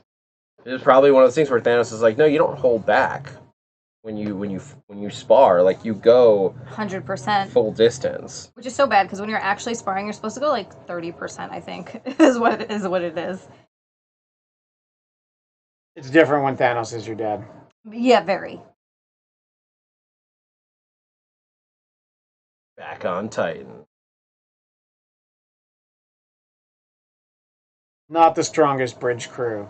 I think it's funny that he effectively is using like the same, like a magic version of what what Groot did in Guardians 1. Like, all right, we're crashing, everybody get in this ball.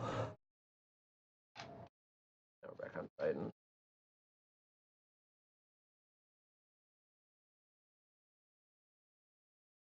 Carrying out Tony's crazy plan.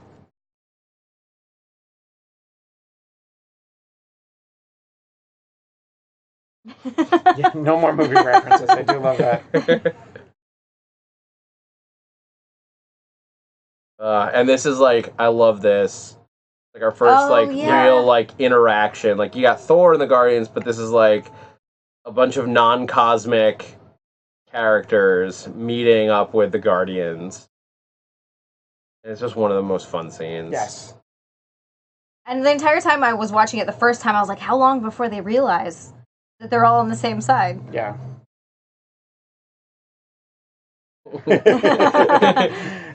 By the way, perfectly logical reaction to seeing Mantis. Oh, yeah. Absolutely, yeah. If you're from Earth, yes. Yeah. I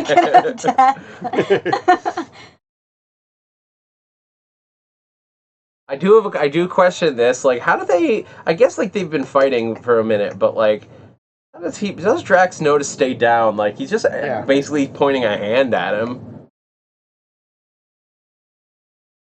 Why is Gamora? Like now, okay, I get it. Yeah. He's like, I'm not moving.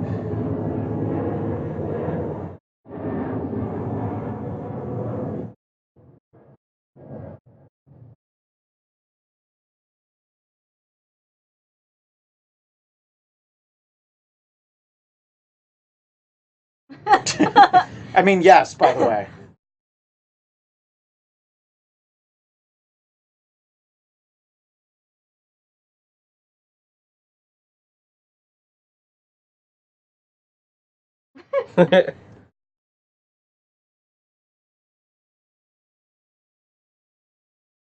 Yeah, we're not that good looking. I sort of expected Tony to be like, yeah, not that good looking. Yeah, I got it. Yeah. It's like, oh, I agree with you. Yeah. Okay, yeah, we're on the same page. Not that good looking. Definitely not. This is a very cool process to have them take the time to show us.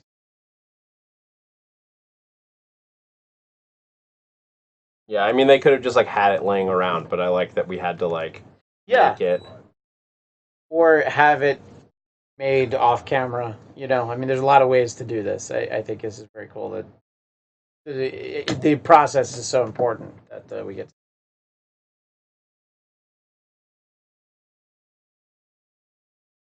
And like again, we've been talking about this dying star for so many movies, so to show off Nevertheless, very fun.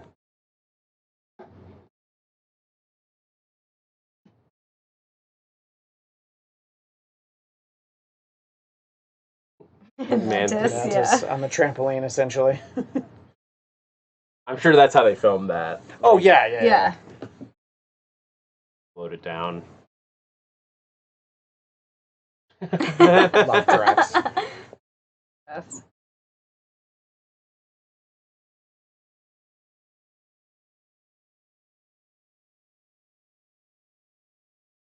I also like that we're dealing with like this is also like comedians versus dramatic characters. Right.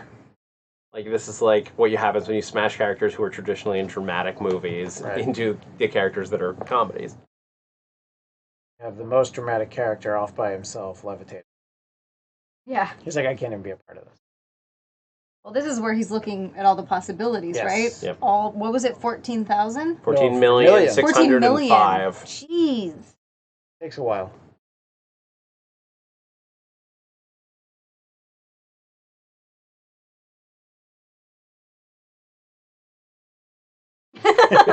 Yeah. They get the movie references Yeah, right. together. Yeah, of course. Peter and Peter are obviously on the same page.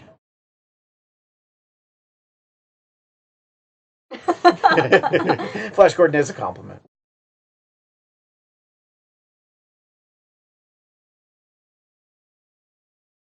The banter is so good. Yeah. But yeah, this is Doctor Strange because this is years after Doctor Strange the movie. Yeah. He's had time to really come into his powers. Yeah, well, because like think about how much he like Stephen Strange studies like crazy. Like at this point, he's probably read every book in the Sanctum. Like he's studied, he's done all kinds of spells. Like he is. This is the sorcerer supreme, Stephen Strange. Yes, I got it right. Nice. There's part of me who's like, oh no. My favorite thing about that is like, I saw a meme today. Doctor Strange watched Endgame 14,605,000 times and didn't spoil it. Hashtag don't ruin the Endgame. Don't spoil the Endgame. That's a good one. Like, Doctor Strange watched it 14 million times. How many times will you go to the theater? That should be their marketing campaign. Right. I also just love all the like how all these planets have like the Nordic like Norse Thor names, Nevertheless, Boromir. Here's that big character reveal we were talking about, and so chat. I'm very curious to hear your reactions to this. Did you know he was in the movie before you saw it? No. Yeah, because no one did. No, I didn't know if it was out or anything like that. I mean, you know, it's not what you would be expecting in this movie either. There's no reason for him there's no to be reason there, for but I the Red Skull to be there. Yeah, I like that they managed to work it in somehow. Yeah.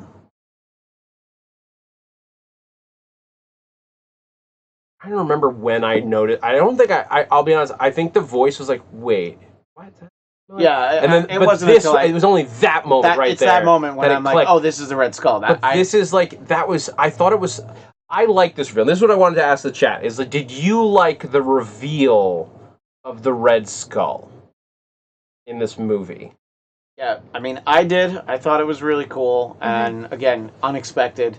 In an age where it's a little hard to be surprised to this level, I was really excited to see. Yeah, I thought this was a good choice. I was genuinely surprised by it, and I like reusing villains like this, like in something like the comic book universe. It's something that I don't think happens enough in the Marvel movies. Like, there's opportunity to like bring characters over. Like, I would love to see like Justin Hammer pop up in a non-Iron Man film. I do too. Yeah. Or like see AIM come back in some way. Like we showed off AIM in Iron Man 3, but AIM is such a great villain organization because their like main thing is the pursuit of science. Advanced idea mechanics. Advanced idea mechanics. I think like you can drop all of the Mandarin stuff and just have them have splintered off into their own faction. Yeah. Like, we were advanced idea mechanics too. Like, we wanted to keep the name. Yeah. Screw you guys. Like, screw that crazy plot line.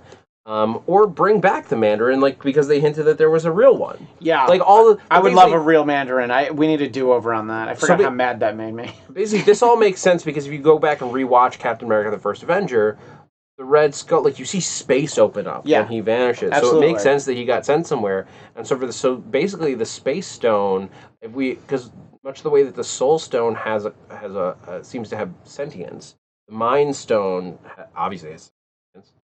That's the plot of Ultron. But the Soul Stone has like set up this whole system. The Space Stone made a conscious choice to send the Red Skull here. Like, I imagine there's like a chat room with all the Infinity Stones. Like, this freaking guy, like, he got turned into a Red Skull. He's super creepy. He's gonna blow up a bunch of people. You said you needed a guy, right? Like, you were taking resumes, like Soulstone. Like, I think this one, I think he's got the chops for it. Do you mind if I send him your way? Soulstone's like, yeah, I'll have coffee with him. We'll see. And he shows up. He shows up, and they're like, "All right, we don't need to audition anybody else. We've got our guy. Yeah, we've got our creep on him. I am totally trapping you here for 1,000 years. Yeah. Although, to be fair, he was only there for like 50, like 70 years. Yeah, not that long. Time could have been worse. Here? Yeah, that's a good question. I mean, I would assume it does, but yeah, I mean, like other things, like the time. 7 years is still. This is a great, just the recollection. I mean, not the recollection, the realization on Gamora's face. Some nice performance by Zoe Saldana here. Mm-hmm. I mean, she's great in general, but this is not what she has to do. Yeah. What this scene is also to me one of the most impressive things because Thanos is so emotional. Yeah. Like the combination of Josh Brolin's performance and the visual effects that they did on top of that are, to me, game changing. Yeah. In terms of like character CGI.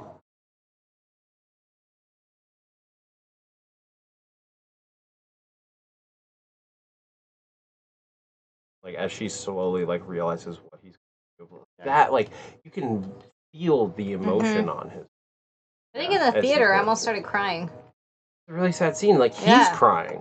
You can see him crying. Like, he's shedding tears. Like, the like, I wish that there was an award to give to, like you feel it. Yeah. Like, it's so impressive there. But he still made the decision to kill his daughter. I mean, and I think that's what it's so interesting. even though in his mind what he's doing is right and his cause is noble, Yeah. he's still willing to make these sacrifices that we see the other Avengers aren't. Like, Right. Wanda cannot sacrifice And- Vision, and Quill can't sacrifice Gamora, and, well, he tried. He needs to, I mean, Thanos needs to do this because he believes what he's ultimately trying to do is for the greater good. Right. So he can't, he can't, Which, by he the can't way... save Gamora. Well, this is the classic hero's journey moment. Like, that's the, like, something the Russos have also talked about. Like, this is Thanos' movie. Like, when you get down to it, Yeah. Infinity War is Thanos' story. It's not anybody else's. Yeah. It's his. Everyone else is just are players, but like he follows a pretty classic hero's journey, and this is where he has to sacrifice something in order to complete his task. And like you may disagree with what his like goal is, but he is the hero of his story, and he's worked hard to get here, and like And he does, like, he does think that what he's doing is right. that's what makes He him a good thinks, villain. yeah. Is like there's this weird twisted, and there's this weird twisted part of you that's right, buddy, and you're Well, like, and you start thinking about it, and you're like, well, we are overpopulated. We're going to Yeah. end up using up all of our resources. My answer to that is just don't have as many kids, maybe? all right, well, let's not get into like some weird like dystopian future stuff here. No. Zia. No, But- but let's say there are people that legitimately believe not, that there should be less procreation. It's not. It's not. You I'm know just saying, what? it's I'm not the gonna most cut this far-fetched off. We're idea. talking about a fun Marvel movie here, guys. Look, Thanos would get followers if he took over Earth. That's all I'm saying. he would. You're right. No. Some people. I would bow to him because because I wouldn't want to die, but that's just me. But it's at random, so there's Yeah. nothing you That's can true. do. Yeah, there's You a don't know. 50-50 shot if you do nothing. Yeah. true. There's a way better chance of you dying if you try to fight him. Yeah. I love that Yeah, we little don't do prank that he plays on him. Oh, it was so funny. Rhodey. He's like, we don't.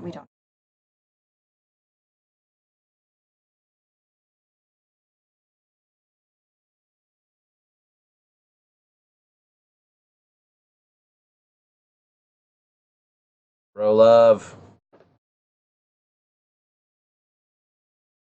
Came out, about 2.5 months after Black Panther. I remember the first time we saw Wakanda in the theater. This came out in Everybody April. Yeah, everybody. and- Black Panther was like February. President's Day weekend, so yeah, it was like a little bit more than 2 months, and everybody just went crazy when they went to Wakanda the first time in the theater. I saw it in. I do remember that. It was yeah. like a character being introduced. They were so excited. Because you just gotten it. Yeah, It was exactly. So much fun. The movie's so much fun. You don't usually get to go back that quickly, Mhm. because it's usually a sequel takes so long. But there we were again. And Sherry showing off that she's one of the smartest people on the planet. Yeah. If not the, by the way. Yeah.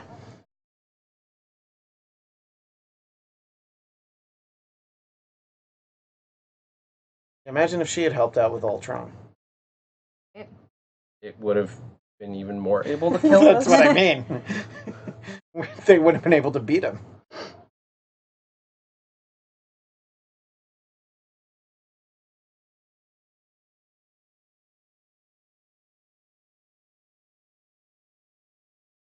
So I like there is one thing like I sort of wish they had done here, like these weird like I forget what they're like the Berserker characters or whatever Yeah. they're called. I sort of wish they were just Chitauri. Yeah, I And never I- thought that until you just said it. But and- yeah, that would have been a nice touch. Actually. Yeah, I don't know if there was a reason that they didn't do that, but I think that could have been a really cool like way of like setting us like making it feel like we're stuck in this battle again. Because like part of it is that I don't know why why do these monsters not have like guns Right. or even weapons? They're just brutes, and maybe it's just that it's cheaper. Not. I don't even mean in a visual effects sense. I mean in a like Thanos is like building his army sense. Is it cheaper to have an army that doesn't need weapons, to be armed? Mhm. But I think I would have loved to see it be Chitauri just to like force them into this feeling of like again, And like and it's Just back. that's not that long ago. Damn it. And the moment we were all waiting for when T'Challa says, "Get this man a shield." 'Cause Yeah. He was fighting really well, but he was missing. Sort that of shield. got him a shield. He got him like Some cool gloves. Yeah, I want a shield. He needs to be able to throw that thing, Yeah. T'Challa. It needs to be big and round. Yeah, I'm surprised that they didn't just, like, build him a new shield. Yeah. Like a new round one. And it just, like, doesn't have the star on it or something. Or it's all black. More power, rabbit! Rabbit. The physics logistics here are questionable at best, but I'm all about it. Yeah, more power, Rabbit. Come on.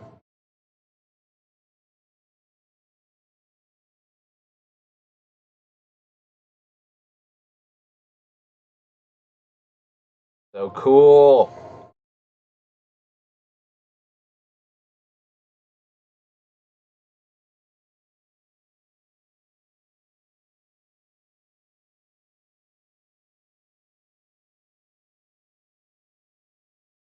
Just those, like, the effects coming off of this.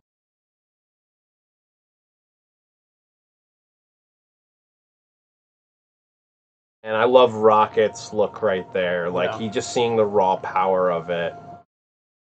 Then we're coming up on Groot's moment. I love that moment. I know. It is really good.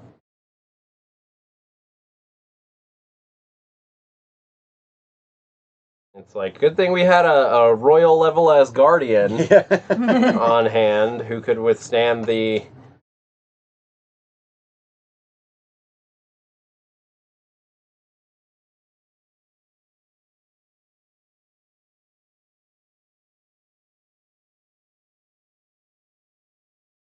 Well, let me dive into this sun. Yeah, it's fine.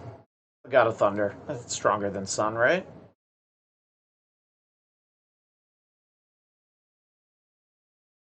And here's that, like Hulkbuster armor, which was the big misdirect from the trailers and everything.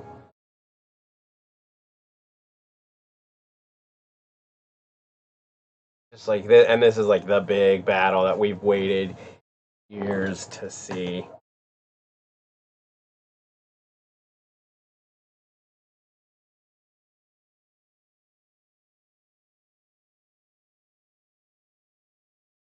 Got M'Baku back in. Mm-hmm. Does M'Baku and his people, do they have vibranium weapons?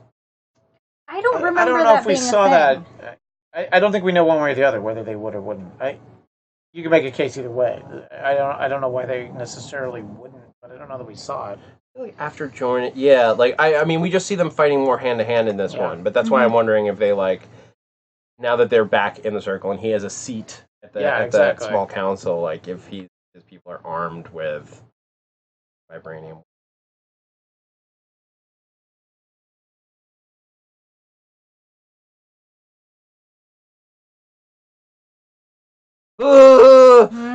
That line when you know what it means. He will have nothing but dust, and that's what he's gonna get. Oh no! T'Challa, why did you say that? You jinxed it all, T'Challa. Come on, man. And we lost T'Challa. I forget that sometimes. I'm pretending it did. Yeah, I don't. Just like Spider-Man. Look, Spider-Man's still alive. They're gone for like another week. Hopefully. Yeah. But then who is going to be gone for good? We don't know. Probably almost everyone that we didn't lose. I think the original Avengers. Again, based on just gut, I feel like we're going to lose the original Avengers all of them. I still think Thor's going to make Thor's the one that I think would make the most sense because he is a god. We'll talk about predictions when we're in the credits, waiting for the true end of the movie. We'll talk about predictions for Endgame. But see, this oh man. These are crazy characters. Yeah, I think that it's a cool design. This is what makes it more interesting than if it were the Chitauri. I don't think the Chitauri would be so crazed to break through that they would. I think you sever themselves in half. Well, I think you could have. You could have done like a feral to Chitauri or something like that. Like different species. Yeah. I just think like having, or even if it was two different like species of armies and not just the one. I just would have loved to see that. I mean, we had like a Chitauri. We saw the Chitauri. Yeah. On Gamora's planet, so you did get that. Like you got the big space whale. thing, which was a cool like way of like reminding us that those were Thanos' soldiers. Yeah. In Avengers. I don't know. It just would have all like bookended the Avengers quadrilogy. Although I guess it's 1 and 3 out of 4. Whatever.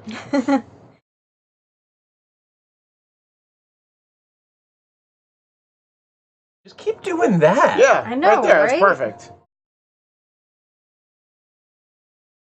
Yeah. They're like, oh, okay. This isn't really like anybody else we've ever fought.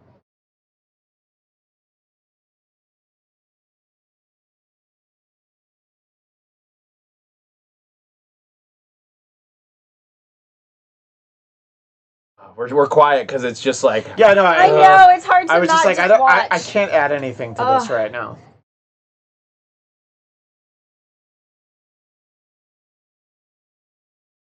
which if you read the comics is a surprising thing to hear from M'Baku, but it's just like a testament to that character and the strength of that character. That he knows it's going to be the end of Wakanda. No, that he's like okay, that he's like worried about Wakanda. Ah, Yeah. right. Like because he becomes a good guy in Black Panther movie, but in the comics he's very much a villain. And I don't get me wrong, I actually really like what they did with M'Baku in this version. I think it was a great direction to take that character. It's just like one of those like, oh, weird.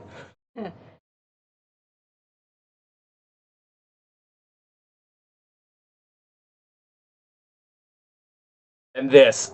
Yeah, those two. I think they talked about in interviews how tired they got filming that sequence because they had to keep going back up and running up and down and up and down and up and down like that hill. And they're both are physical specimens, but Yeah, boy, that's still a lot of running. Well, and the extras too. I think it was either them or the extras. I can't remember who was talking about how tiring it was to do the running thing. Yeah.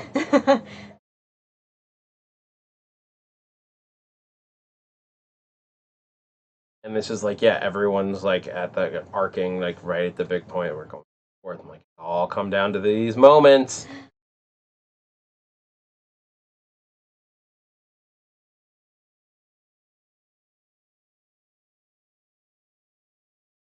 That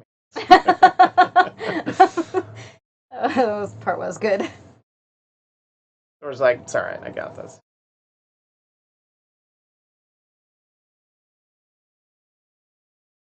Like a normal person would already be dead. Instantaneously. The slightest crack of that gate, basically, they would have died. Like, yeah, and I'm not talking about like a regular, like a strong, superpowered being would be killed pretty quickly. Oh man. Only like because as Guardians are made of like something different. Something I feel like stronger. Hulk couldn't have held that open. He could have opened Debatable. it. I don't think as long as Hulk is strongest one there is. That's true. No, you can't argue with that. The Hulk also does have somewhat impenetrable skin. Yeah. So he may be more. He actually, because actually, I would argue that Hulk would probably hold up way better than Thor because the Hulk is partially made of radiation. That's true. Huh, good point. And a sun's energy is basically radiation. If it just made him more powerful. It might. Hulk just Like starts absorbing it. irradiating the Hulk is not gonna like hurt him that badly. And this is where look at Groot. Ah!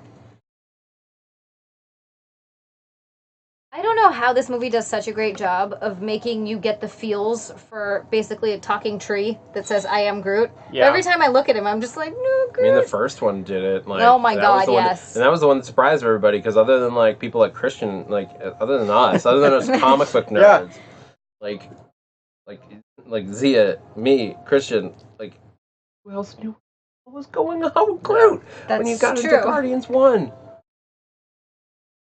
But this was like, this was a great twist and also makes the truth of like what Stormbreaker is so much more powerful. And for no other reason, but I would argue like make Stormbreaker more powerful. Yeah. Because there was like a personal sacrifice that went into its creation. So I will say, Dimitri, how did you not have the handle ready? Yeah, right, exactly. No. Maybe you just got busy and forgot. I gotta say, watching you know, the what we were seeing going on with Hulk not wanting to come out throughout the movie is very funny. But boy, was I hoping he was going to come out here. Yes, and it was kind of disappointing that he didn't. Well, we'll talk about the like potentially other thing that might have happened when we get to that scene. Yeah. But like, yeah, with this, I think this was always gonna happen. Like, this is a really cool sequence, like him trying to like fight in the Hulkbuster armor, right. and Bruce Banner in the Hulkbuster armor is also just an ironic thing. But yes, this is my my god! I think this might be my favorite part. If you listen here, yes. But hold on, one of only 2 moments in the film where you get that classic Avengers theme that we got from the first movie. Right. Like this, and I believe when Cap is introduced. Yeah. Are the only 2 moments where they use that score, and it hits so hard in this moment. It just makes this feel so epic because it's like, the Avengers, baby. Like, yeah, Iron Man's off planet, but Thor, Cap, Scarlet, like Black Widow. And I never get tired of watching That's the Avengers. Thor go full God of Thunder. Yeah. Never. It's so great. So good. So good. But now, like, this scene. we're back here. And this scene. Yeah, we're going to get to talk about it very soon. And so he's here to meet the Ebony Maw.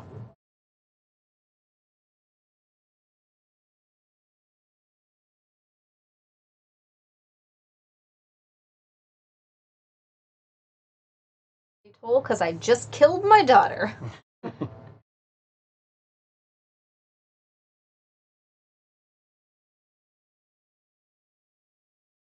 Love the smirk on Quill's Master face. of Mystic Arts. Okay, buddy.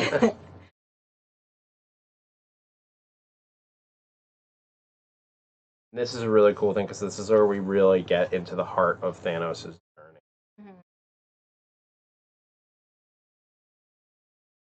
Red as a Reality Stone. Yeah.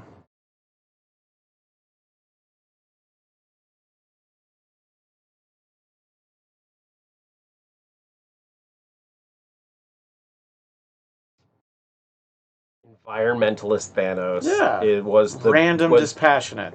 Environmentalist Thanos was the best decision that this movie made. It's like, very different than what they not but it is very different from what they did in the comics. Well, so it's interesting. He just does want to kill everyone. He just want to kill tons of people. Death. Yeah. Yeah, but it was to impress Death. It was like to impress a girl. Yeah. This is so much better. Yeah. And Zia's like, almost on board with his cause, as you heard just a few minutes ago. Wait, is he snapping with his index finger? How do you even?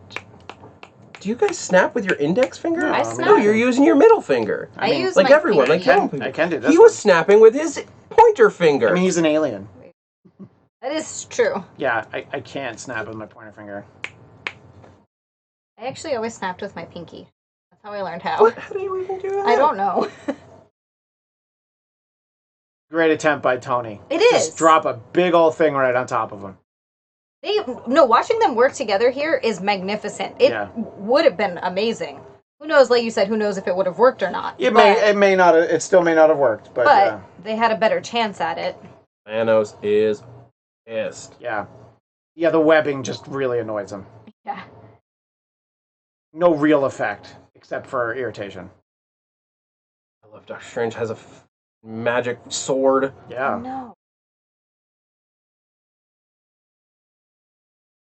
This is like also I think Doctor Strange is my favorite part of this whole scene. Like the way that everyone works together is really cool, but like it's what Doctor Strange brings to the table that's the best. Like, that. Like letting Peter Quill like do his like middle finger jump through a portal thing. The cloak of levitation doing its thing. Yep. Magic with a kick. Oh. But here's where the tide turns. Like this is like all right, not everything's gonna go the way you want it to. Yep, I'm gonna throw Spider-Man into Doctor Strange. But it's also like, oh, we think did you bomb it successfully? Nope. Then I was just like, I'm just gonna put that right back at you. Oof.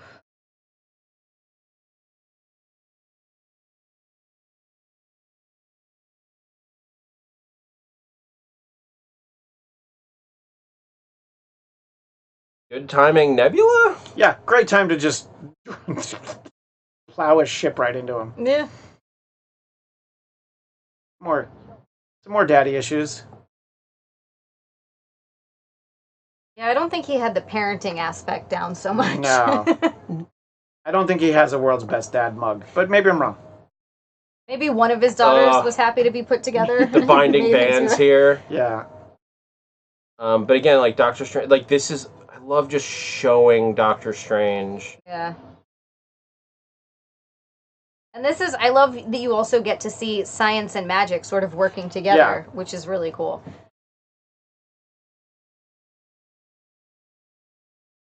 And there's Mantis. Mantis, the sneak attack there of Mantis. Like, well thought out plan. Yeah. Not 12% of a plan. Yeah. And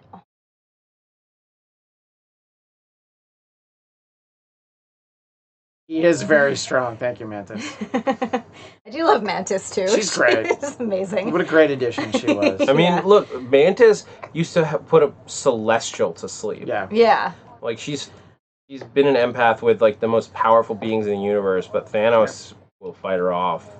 So we're an hour and 50 minutes into the movie. This is the point where Quill ruins everything. And I don't care what you say in the chat. You're entitled to your opinion, but you're not going to change mine. No, I'm with you, Christian. The plan is perfect up until this point. Yes, there's a chance it might not work. But we don't know if it works because of this. And I understand his feeling of being upset about it, but what you do is you go through with the plan so you can actually defeat him. Otherwise, you've done nothing. Yeah, right, exactly. It's infuriating. It is. He just should have aimed his blows better. Yeah. Like, punch him in the face, but don't hit Mantis's hands. Oh, no. Yeah, here it is. Everybody's like, all you need to do. Oh, no. But, like, the emotional response is also, like...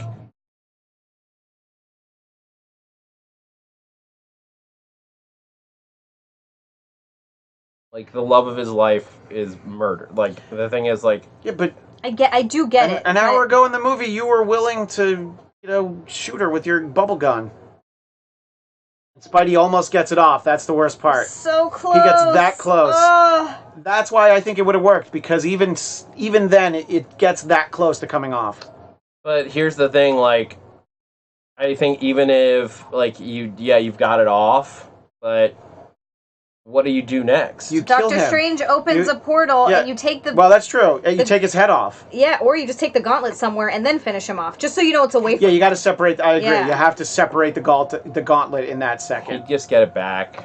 I mean, depends on where he takes it to. The various, like, the mirror universe, like you were talking about. Not mirror universe, but you know what I mean. I think you send it to... But, like, as I thought about that, you send it to the dark dimension, you send it to the mirror universe, anything like that... You open the possibility for someone like Dormammu to get your hands on it. I don't know that. Well, that's a different movie. I don't know that there's anywhere to put the Infinity Gauntlet that Thanos can't get to it, or someone worse can't get to it. Yeah. Then they could at least take it somewhere and work on destroying it. Just getting it away from him physically. It could just be what it could be 100 feet away. What I'm saying is, in like 2 million of those possibilities, that plan succeeded. Yeah. And someone else got it, or something else happened. Right. And Thanos just like it just maybe took a little longer, but it had to go down that way. Or like you said, Dormammu or someone else got it, and instead of just getting rid of half of the population, they killed everyone. Yeah. There's a reason that Doctor Strange didn't stop Peter Quill. That's what I'm saying. I think it's that Doctor Strange didn't expect him to be so stupid that in 14,605 possibilities, he was only stupid in this one. I see you've copied my beard. Here's one of the best lines in the movie. That is awesome. I am great. Steve Rogers. It's right up there with when we were talking during it with when Peter's like, "Oh, we're doing superhero names. Okay, I'm Spider-Man." Yeah, I did like that too.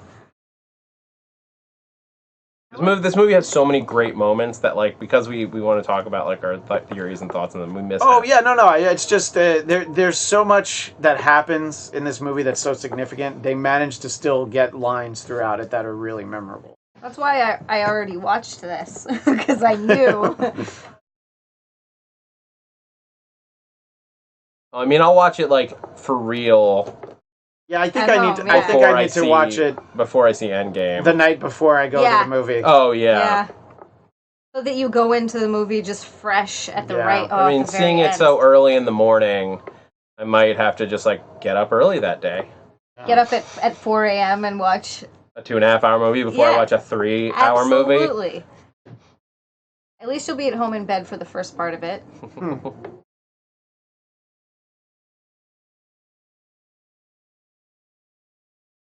I love how Sherry's like, I can still do this. Yeah. She's like, just very Well, quickly. that's the faith she has in everyone, surrounding her. She's Well, like, yeah, she's they'll- like, well, they'll it's handle like, this. look, it's like the kind of thing where you have to like hope that they can handle it. Yeah. But then she realizes, like, no, I'm gonna have to get involved. So you keep going until there's definitely nothing left that can happen. And Vision has to intervene, and therein lies another one of the problems. And it makes absolute perfect sense that Vision, is injured, and that's how they get the stone and everything. But I would have liked to have seen. He's immensely powerful, also. Yeah. I would have liked to have seen a little bit more from him.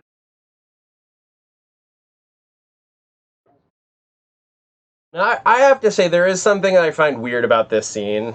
Yeah. I've talked about it before, but it's why did it have to be all of the female characters fighting each other Because in this one scene? Like, but it's just like. No, I agree. Like, what is the odds of it are really low that it just happens to be, like, your 4 female characters on the battlefield all in one location at the same time. Yeah, no, I agree. It's them, being like, look, we have strong, powerful women, but it's Yeah. already like, we know, though, so you didn't need to do this. You didn't need to isolate them, Yeah. but when you discount that part, it is really awesome. Like, It is this cool. makes sense Yes. when it's like, because it's like you get your 2 behemoths fighting Yeah. each other. But, like, I don't know. Oh my gosh, I can feel a little bit of coolness. Oh, from the air conditioning Yeah. took a while, yeah. I think... So hold on. So this scene is the one that, based on the evidence that I've seen, I think that was going to be Hulk busting out of the armor Yeah. to defeat him. And I've based that, we talked about this on the show, we based that on, there is a Funko toy that you can find online. Like, this is a real thing that was made, where it's the Hulkbuster armor and the Hulk, like, growing out of it. Okay. So I think that they just came up with this Sorry. change for whatever reason, but I think whatever they want they that were story already to in be in the next movie. production Yeah. before. I think they were already in production and like had shot stuff even, or like at least had like gotten to the point where they were sending marketing materials out Yeah. to like toy manufacturers and all that. When they decided to make that change for whatever reason it was. Well, yeah, I mean, and toy production takes a long time, Yeah, exactly. So I think they Like- sent the script or like descriptions of some moments that they might want to create Yeah. to toy manufacturers, and Funko had like enough time to like Yeah. it was long enough in the process that they made these things. There Right. are a few of them out there. Different universe, but the Return of the Jedi Luke Skywalker had a blue lightsaber because they decided to give him a green one in post, and they'd had to make the toy. So it takes a while, and I'd be interested in finding out more about what that sequence would have been like to have Hulk It's actually. also not a confirmed thing. It's just No, like, it makes sense though. Funko yeah. also just might have been like, that could be cool. Can we make that? And they're like, yeah, sure, go They're ahead. like, okay. They'll throw whatever. people off the scent. I mean, Marvel loves misdirects, Yeah. like making a toy that's not what happens in the movie. Yeah. And not in the weird way where like they switched where Natasha was in a scene. Yeah. Oh, and then Yeah. I am on Vision's side here. yeah. No, he has to. I Yeah. understand. He has to stay and fight, but the only person in this movie who looks at the greater good is Thanos. Everybody else is willing to sacrifice everything for one person. Spidey just like trying to save people. Yeah, of course. That's what Spidey does. This scene, I look. This is like why I'm so excited for Doctor Strange 2. Yeah. I The first know. movie had a lot of problems. Throws the mirror dimension at Thanos, does nothing. Yeah. So maybe there's my reason for he can't Yeah. use the mirror dimension. I guess he tried. But like this, like turns the power into a bunch of butterflies. Yeah. now we Sorry, get language. this. But This is amazing. this 'cause is the most Doctor Strange thing. Like this moment where there's all of this happening, and like I can't wait for them to like just go full Sorcerer Supreme in Doctor Strange 2 because they can use all of what's happening right here for an entire movie.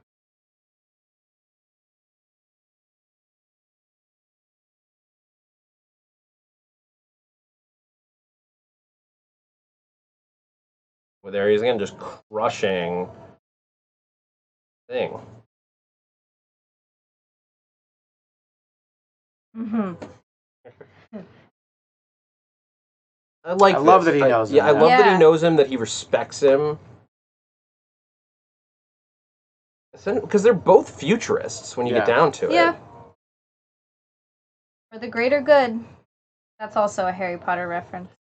I mean, it's just a general reference. Yeah, but it's a Harry Potter reference in my brain. I'm always thinking of Star Trek when I say it. So see, it's part of everything. For everything. For everyone. And I love how they use the nanotech here to, and like also like justify it where this is a big line. Go back to that thought. All that for a drop of blood, not just about this fight, but the entire movie. Like everything they've done, everything our heroes have done in this movie. How many? 2 hours into this movie? 2 hours spent. Yeah, exactly 2 hours. 2 hours spent. And all we got was the only damage we were able to do to Thanos was to draw a drop of blood. This part scared me. Yeah. Oh yeah, because like a lot. It wouldn't be hard to imagine him just knocking Tony's head right off. Yeah. Well, and then this. But yeah. I really did think that this was the death of Tony Stark. Yeah, so did I. Definitely thought that. Because we knew to expect all sorts of deaths throughout this movie. And I mean... And it had been a while since somebody that we cared about died in this movie. So it's like, oh, this is what we were waiting for. Well, and I remember going into the movie after seeing online, everybody kept talking about Steve Rogers. This was it for Steve Rogers. He was going to die, so I was kind of waiting for that. I was waiting for this. Although it does make sense to do it in that we saw this shot in the trailer, so we knew Tony was compared. But I love the design of the nanotech, like where it's like he's basically the nanobots that like make up his armor have been destroyed, that they can't complete the entire armor, but they have parts of it. And here it is. Here's the 1 out of 4,605,000. And you can tell. I mean, Strange is like, I can't believe I have to do this. Here's something I didn't notice the first few times I saw this, but he plucks it out of... It's a star. There's a star in the sky that is there and then turns into the time stone. I didn't notice it until somebody else pointed it out to me. Like I didn't notice it until you pointed it out 8 seconds ago. It's so subtle, but it's a really cool little thing. I thought he just pulled it out of thin air, but he like put it up in the stars. And like however you want to decide that worked, if he actually made it a star or if it was just an illusion or whatever, it's a really cool effect. By the way, Thanos, the kind of adversary that he says, give it to him. One thing real quick, because it's right here. Notice he doesn't touch the stone. It's the and people have attached a lot of significance to that. I just wanted to point it out while we could see it on screen. That's fine. That the time stone is the one stone that no one actually touches. Right. Every other one is held in a hand. It is physically touched. Yeah. Even the soul stone. But the time stone, for some reason, floats between his fingers. Sorry. No, I do remember that when I saw it. Just, Strange says, spare his life and I'll give it to you. There's plenty of villains, plenty of movies that are, then going to kill Tony. But he's like, all right, I said I wasn't going to kill him. Yeah. He might die anyway, but that's all. I just wanted to... No, you're right. He stays true to his word. Yeah. See, Thanos gets a bad rap. That's all I'm trying. That's the takeaway from this movie. I know. Now the more I watch this and talk with you guys... I think the Avengers are the bad guys and Thanos is the good guy. They're trying to just destroy Earth by letting people overpopulate. Got it, guys. Thor coming in just thanks for wrecking. beating up the foot soldiers. I'm gonna kill this spaceship. And then this one...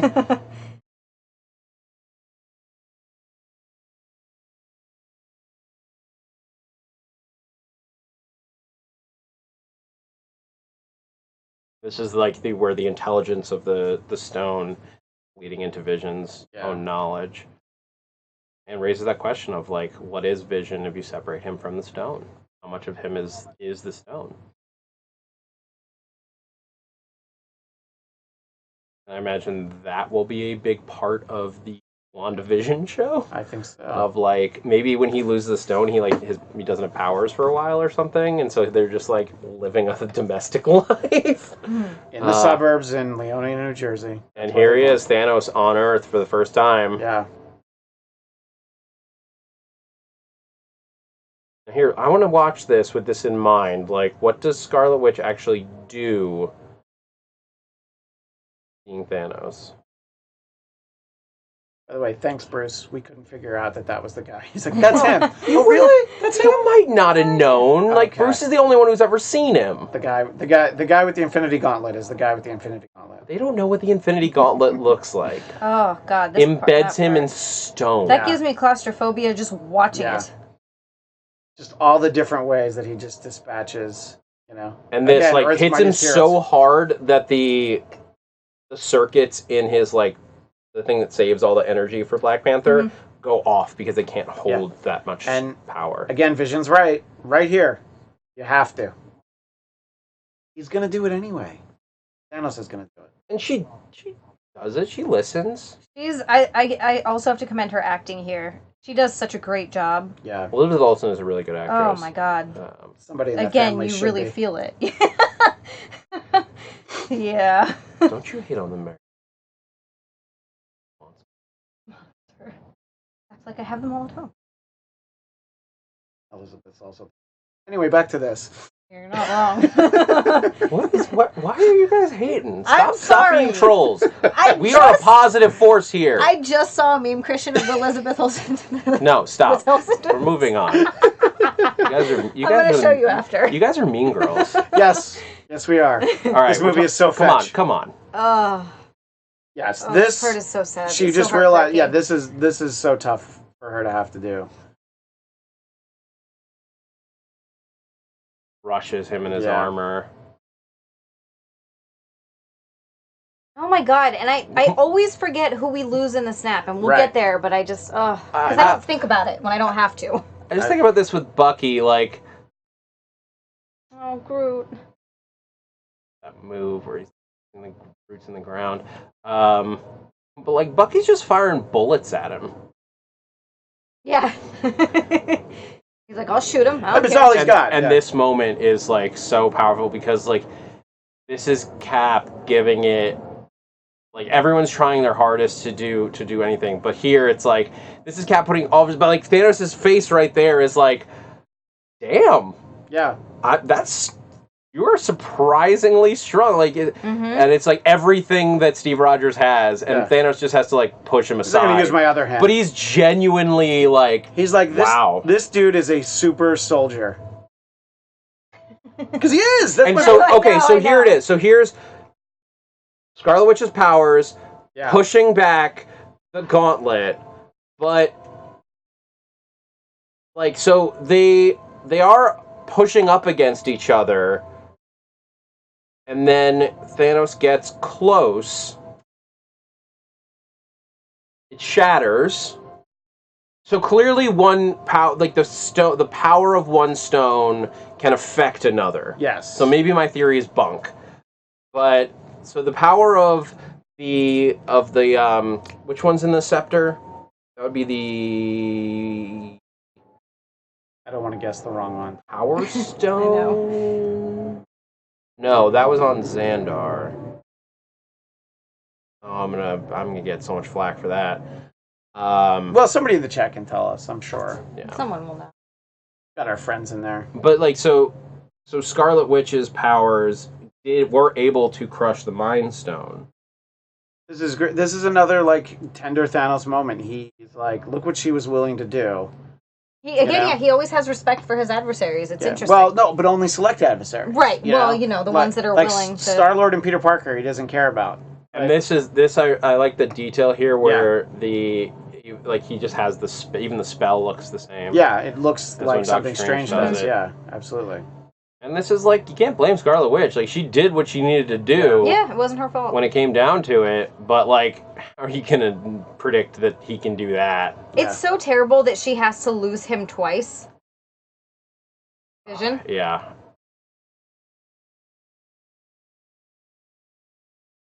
It was the Mind Stone. That's right. That's Oh, so that's it. That's the difference. That's the difference. The Mind Stone's power can affect itself. Oh, okay. That's the difference. Because her powers are rooted in the Mind Stone. Mm-hmm. So, yeah, the stones can affect themselves, but I don't know that the stones will be able to affect each other. Right. That way. Oh, I see that. Yeah, so like Carol's power could possibly only affect her own stone from the Tesseract. Yeah. Yeah. It's that's Tesseract, a space right? stone. Yeah. And again, Thor. Thor, you fool. Also, Thor, get there 2 minutes earlier. Just saying, bro. Mm-hmm.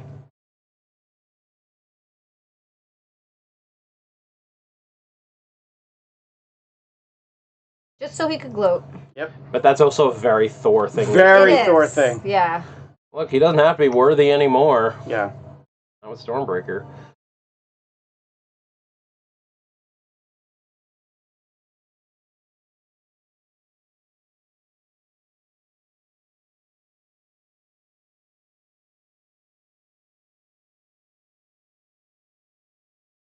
Should have gone for the head.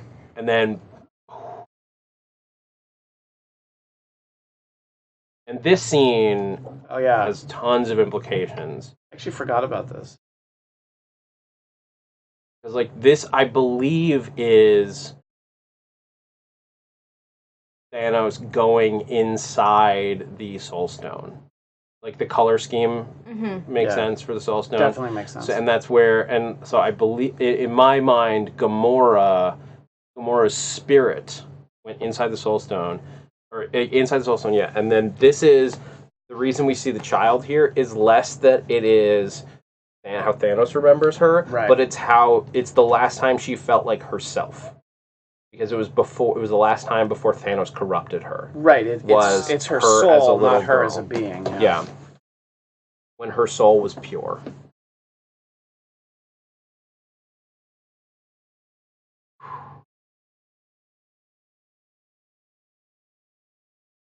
And yeah, it cost him, like, anything that he had ever built in his life is gone. His Black Order is gone, his daughter is gone, his army is gone, but he accomplished his goal. And he fried the glove as part of it. Like, the amount of power that he put out, even the gauntlet could not sustain. Space Stone's out of there. And it's just, and, like, doesn't even know what he did, but he knows it wasn't good. It wasn't right, yeah.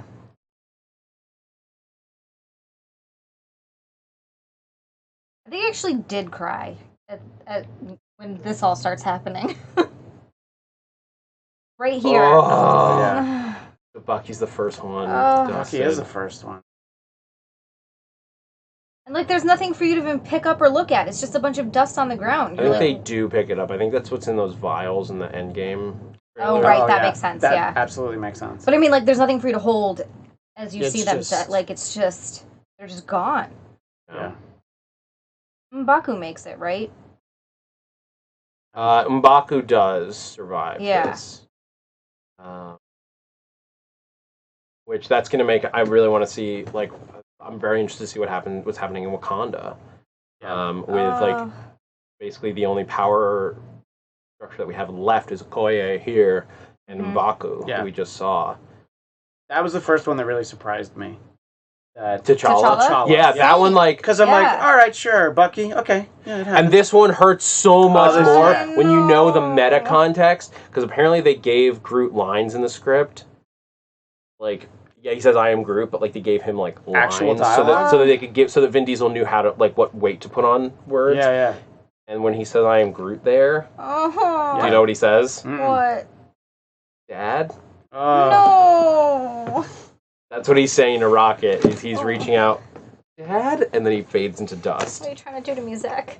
I'm just telling you what the whole reason we're doing this is to make you cry, Zia. I knew we want people to see it. I knew it. And then here, like, they don't even know what happened. Yeah. But, like, Mantis, as an empath, feels... She's the Jedi. She's the Jedi. A billion lives, trillions of lives are being extinguished. Crying out in one moment. Yes, exactly. Here it's crazy to me that everyone goes. except for Tony. Well, it's 50-50 but across the universe. Doesn't mean it's going to be 50-50 right, but in it's every it's in this No, I concentrated know. area. It is It's interesting crazy. who goes, and that the one guy he respects actually stays. So that made me think in the year since this is like, is it entirely Hear it. random? Right.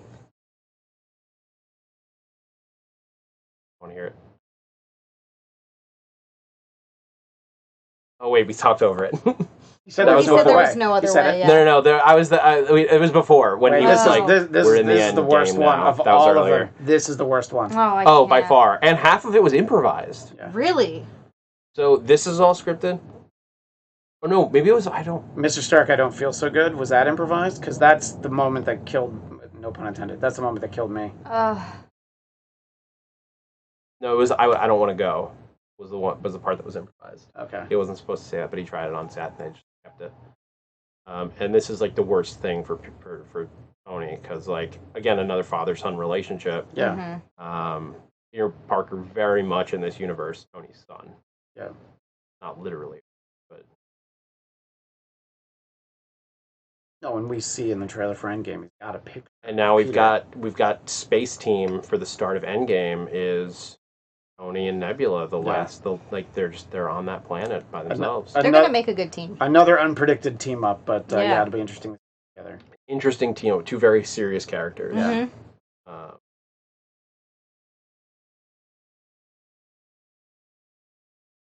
Vision not dusted but dead. Yeah.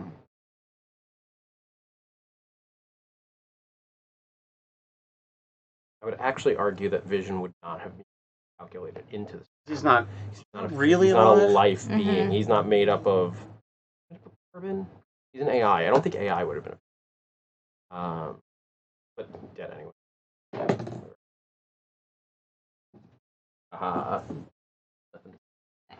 And then Thanos, this which is his self-fulfilling prophecy, and this is also a panel directly out of, I think, Infinity War, the Infinity Gauntlet, I mean. Sitting here and just taking it all in. As he said, out on a grateful universe. And I don't know that I don't think we've ever gotten confirmation from anyone, but like I know I believed, and a lot of people did, that this is Gamora's hope. That would make sense. Oh, yeah. Where that's where he chooses. He's got his retreat to get to build his little farm. Farmer boy Thanos. His Swiss chalet. I really hope he's chewing on a piece of hay when we see him. Has a straw hat on. I was gonna say he's bald. He needs a straw hat. When that went to black here, and this like tone of like you listen to it for a moment,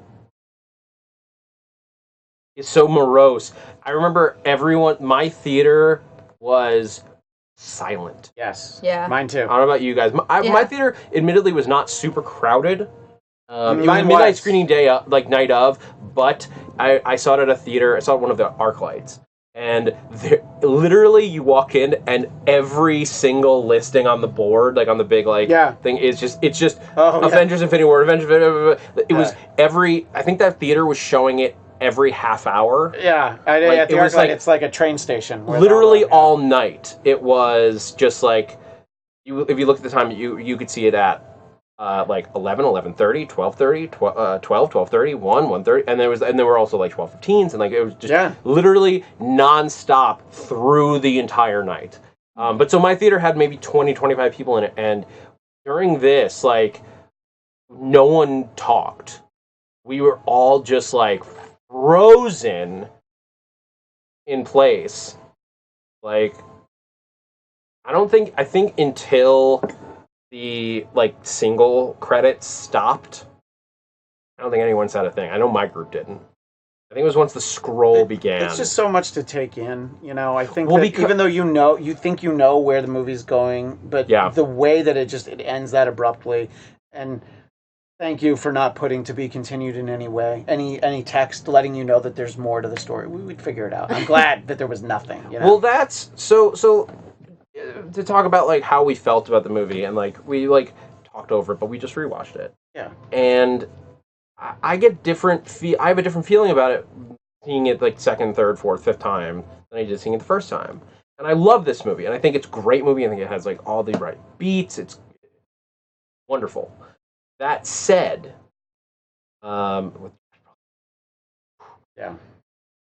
Interesting that Chris Pratt got the and. I know.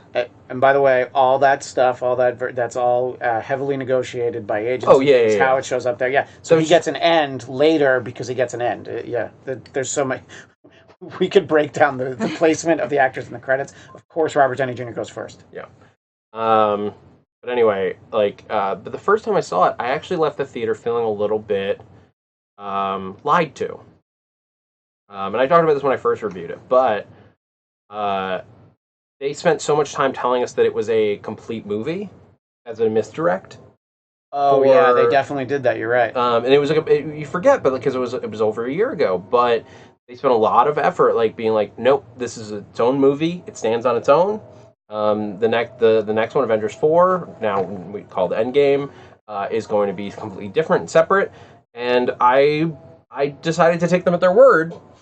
Shouldn't have done that. Definitely shouldn't have done that. No, well, I was. But it's easy to say. It's so easy to say. It was a mixed bag. It made the end of this movie a genuine surprise. Yeah, which I appreciated. I love that Sean Gunn is in the credits as on-set Rocket.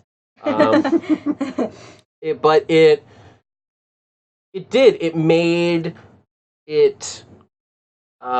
made it a surprise, but I did feel like, oh, but you only gave me half the movie, and that's fine.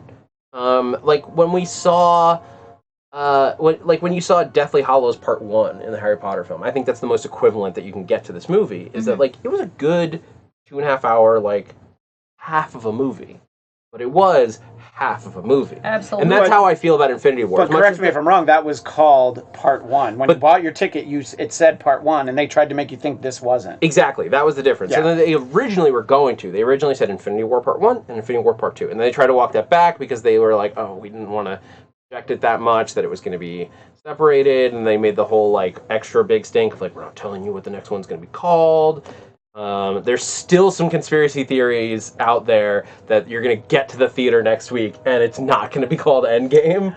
You know, I threw that one out yeah. there, and it would be crazy marketing to do that, but there's still this part of me that's like, what else could you call it? Endgame fits so perfectly. Yeah, and so that's the other thing. It's like, how much could you really put in a title? Like, leave it alone, just call it Endgame and continue on from there. It's just called Whatever It Takes. We're like, wait, what? But the more I watch it, though, like once I went in knowing that, I love the movie all the more. Like without those holdups. But the first time I remember thinking like, oh, that was half a movie. Great, it was wonderful, amazing half a movie, but half a movie. And we'll get the next half of it in a week. I can't believe it's been an entire year. Yeah. Can't believe I managed to wait that long. A year since sitting just frozen in my seat through these credits. Like, waiting for a mid-credit scene. Like, when it got to the scroll without cutting to another scene. Yeah. That was like a stab. Because you're used to, in Marvel movies, the mid-credits and the post-credits. Yeah. It's going to make you feel better in some way. You're like, where is it? I agree. I was just like, I'm waiting a long time. I mean, even Ant-Man and the Wasp had, like, the mid-credits was the devastating one where they're like, oh, in the heart. Right. And I literally, when watching it in the theater, and, like, they show Hank Pym, Janet Van Dyne, who we just got back, and Hope Pym, like, all of them together, and then we cut to them dusted. I literally did one of these. Like, I literally grabbed my heart at, like, and was just like, oh my god. But, like, yeah, we sat in silence at this. So, I like the special thanks where it's just like all comic book writers and artists. And I actually want to say before that, I love the credits for people who created characters. Some of them household names, some of them not. The writers don't get any money for that, but it's nice that they're getting credit. And then, what you saw there, all the writers for stories that different parts out of those. You get paid now for character created. Character payment? I didn't know they did that. Good for them. That's awesome. I know that in the comic books they do. Like if a writer and I think artist, I don't know how it all breaks down. If they create a character, like for example, Robbie Ray as Ghost Rider was created by Felipe Smith, and I'm blanking on the artist name he worked with in those first books. But if that character appears, there is a commission fee. Like they do pay that out for like original characters that are created by artists. But that doesn't mean that. But if you write a Spider-Man story that they adapt, that doesn't necessarily go back to you. Yeah, and that's that block. Special thanks to all those writers. Yeah. Because alphabetically, you see Ed Brubaker, who wrote the Winter Soldier story. Yeah, he stands out. Yeah, because if you want to get into all the minutia of comic book artists and writers and how they get paid, actually would highly recommend reading, if you love Marvel comics, the Untold Story of Marvel, which is a long book, but fascinating to read because it's not an official book. Was it written in modern times or is it? It was written a few years ago. Okay, 5 or 6 years ago.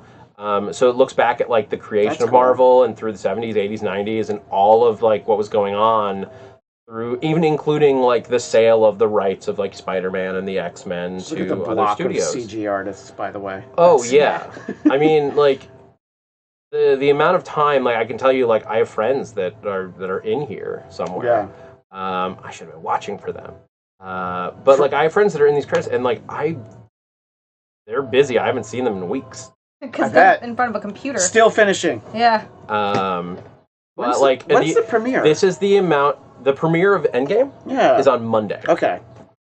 Monday night is Endgame. No one has seen it until Endgame. Yeah. Press screenings start Tuesday. Literally, no one will have seen the movie until the premiere, which is unusual for Marvel. Marvel usually likes to get hype up, but this one they know they don't need to hype it. They don't need to hype it, but two, they want to keep don't spoil the Endgame. I think I have to sign out of Twitter on Monday. Then I don't want it open on my phone because people are going to see it. People are not going to be able to stop themselves. I mean, it's going to be a dangerous week to be on social media. Yeah. Or if you're Zia, you can't wait to have all the spoilers pour into your phone, and then you'll just know what happens. Like I said on the show yesterday, like if you like spoilers, all power to you. Just don't ruin it for other people. And posting it on social media is ruining for people. Yeah, I had major deaths of on TV shows ruined for me because of social media. And like granted, like you could argue that it was like my fault for looking at the clock, but it was also like it hadn't aired in that show hadn't aired on the West Coast yet, so I thought I was safe. Anyway. That's crazy that the only two songs... Rubber Band Man and Black Panther theme. Yeah. And then, of course, the score. But Yeah. But, like, as far as, like, that's songs... the only... Yeah, and there it is. Character from Arrested Development, courtesy of 20th Century Fox television. I remember seeing that and being like, what? Like, I saw that in the theater, just, like, staring at the screen, like, huh? But, yeah, Tobias Funke. So, go back and rewatch it. We're at this point... The credits are scrolling up like this, and you're like, wait a minute. And we haven't had anything... We've had no scene during these credits. Can you imagine how devastating it would have been if they just didn't do anything here? Oh my god! It would have made a statement. It would have hurt. Yeah. You get nothing.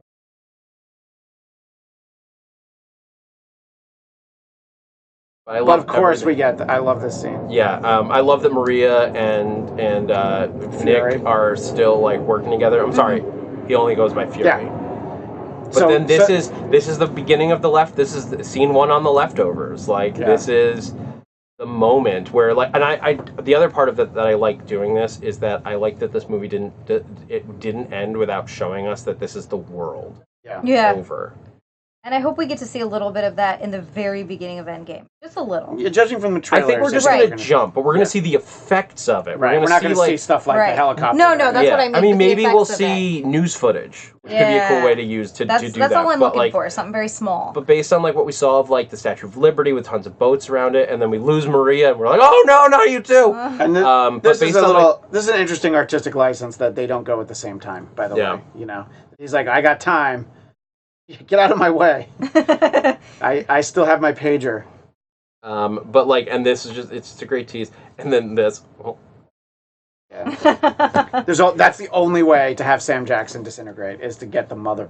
And he presses it right before he finishes completely turning to dust. Yep. He really waited till the last moment. And it raises some interesting questions that he does it here. It's like, why didn't he do it during the plot line of Avengers?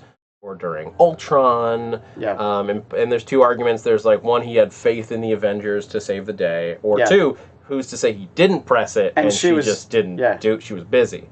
Thanos, and again, this is Thanos' movie. Thanos will return. Like every other, that's like at the end of all of these movies is that Thanos, or like the main character movie is like Spider-Man will return in Avengers Infinity War. Spider-Man will return in Spider-Man I did Homecoming. like the Ant-Man and the Wasp one, though. Ant-Man and the Wasp will return. Question mark? That was a bit of a nice one. But this is Thanos' movie. Like, It definitely Thanos' movie. and like so when it gets to the end of it, Thanos will return. So we're gonna wrap things up in a few minutes, guys. Thank you so much for joining us on this watch for thanks Infinity so much War. for watching. But before we go, I want to hear from you guys here, and also Zia and Christian. I want to hear from you guys in the chat, and I want to hear from you guys in the room with me. Predictions. This is going to be one of the last times that we get a chance to talk before we see Endgame. Final time to put your flag in the sand. What are your predictions going in? Well, I already mentioned my theory that the sheer power of Thanos will be clearly on display in the first act of the movie. What we see from the trailers is them all getting together. They're like, all right, we're going to make a run at it. But that's the first time, and they're not successful. I think Rhodey's gone. I think Carol's gone. And I think that we're going to ultimately end up with our original Avengers. And that's when that scene of Scott showing up, and that's how they're able to finally figure out how to beat him. But it's going to really be our original Avengers and none of the other side characters involved except for Scott. That's my theory. Interesting. Okay, Zia. Okay, I like that. I really like your theory about Carol dying in the beginning. That's just because you didn't like the movie. No, but I just think that that's a great. By the way, I like the character. I think she's super powerful. No, it would make sense. cool. No, it would make sense if that doesn't happen. It's just a feeling that I have, just to make a point of. But are you saying that it's going to be undone? Oh yeah, it'll totally be undone. Okay. All right, Everything gets undone. Yeah, Look, I think so. I'm not convinced Loki won't be alive. You know? No, I think that Loki is going to be alive. I think that he's going to come back into it at some point. Zach's like, but no. he's one of the ones you can make a case that he isn't. But no, Carol will definitely be alive. There'll be a Captain Marvel too. Yeah. None of that is a problem at all. But I think in the early going in the movie, she will be dispatched by Thanos. I think we're going to we're going to go into the quantum realm early on. That's we're gonna in the white suits, or we're gonna take that trip, and I think we're gonna split into teams. One team is going to go into the quantum realm, and the other team into space. And what we're going, or however we end up dividing, I think there's going to be some misdirects. Some people that we saw in white are not going to be on that team. Yeah. Something like that. I think ultimately, yes, I think time travel is going to play a factor here. Yes. I don't as far as character deaths, I don't think Cap's going to make it out of this movie alive. Yeah. I think Tony is going to die. I think Cap and Tony are both gonna die. However, I don't think this is the end of Robert Downey Jr. in the MCU. I think Tony Stark, the AI, will stick around. Oh, interesting. In some capacity, there's comic book reasons for that. I could see that. Where he basically creates an AI version of himself that runs around the world. I think that so that's how I could see that happening. I think that it's going to come down to the quantum realm and Scott's knowledge, and they're going to have to design something. But I think here's the big prediction. I think we're going to team up with Thanos. What? Whoa. I think we're going to get a bigger bad in some form, whether it's the universe itself as the villain, wow, or you literally bring in someone I don't know if you bring in Kang or something crazy like that. But I think there is going to be some reason why maybe Thanos doesn't, maybe it didn't work the way Thanos wanted it to. I don't know. But I that's my crazy prediction. I think that for one reason or another, the Avengers and Thanos are going to have to team up for part of this movie. That's my endgame prediction. That's a fascinating theory that I haven't heard anywhere. So. But I'm going to throw that one out there. As we wrap up, guys, thank you so much for joining us for the Infinity War Watch Along. If you want to keep up with us, please, if you're not a regular viewer, join us every Thursday at 1 p.m. Pacific on YouTube for Marvel movie news, and then, of course, everywhere that you find podcasts, you can find the audio version. I'm Zach Wilson. You can find me on Twitter and Instagram at @ThatZachWilson, or be sure to check out my other podcast called Ships in the Night, where we take weird ships with cross-fandom characters and see how it's it's going to go. One relevant to this movie that we did a little while back. We did a crazy multi-cross fandom thing that was just sent to us, and they're like, well, how would this go? Which was, we had all the characters that the audience thinks are really weird daddy characters. Like, what if Thanos, Pennywise, and Venom from the movie versions of all of these characters, and then Sonic the Hedgehog with those weird, creepy gams got all together in some romantic way, and we wrote that on the show. That podcast is called Ships in the Night. After that weirdness, hey Zia, where can everyone find you? You can find me on Twitter. I've done that, by the way. You can find me on Twitter and Instagram at Zia_land. That's spelled XIA_land. And you can find me on AfterBuzz TV. We talk Marvel TV weekly with Christian over there, Sunday nights at 9. Except not this Sunday because it's Easter. 'Cause it is But we'll be Easter. back a week from Sunday. And yes, talking about Zach's podcast, if you dig deep, you'll see the one that I did, which was Thanos and Grimace from McDonald's. That's true, I forgot about that. So, that's a huge tie-in. And you can find me all over AfterBuzz TV. Just last night, we did an amazing Season 2 finale for Star Trek Discovery, so you can find the archive version of that. And the Twilight Zone After Show, Thursday nights. And you can find me on Twitter at ChristianDMZ and Instagram, the same username. All right, guys, this has been a Marvel Movie News Watch-Along. Thanks for geeking out with us.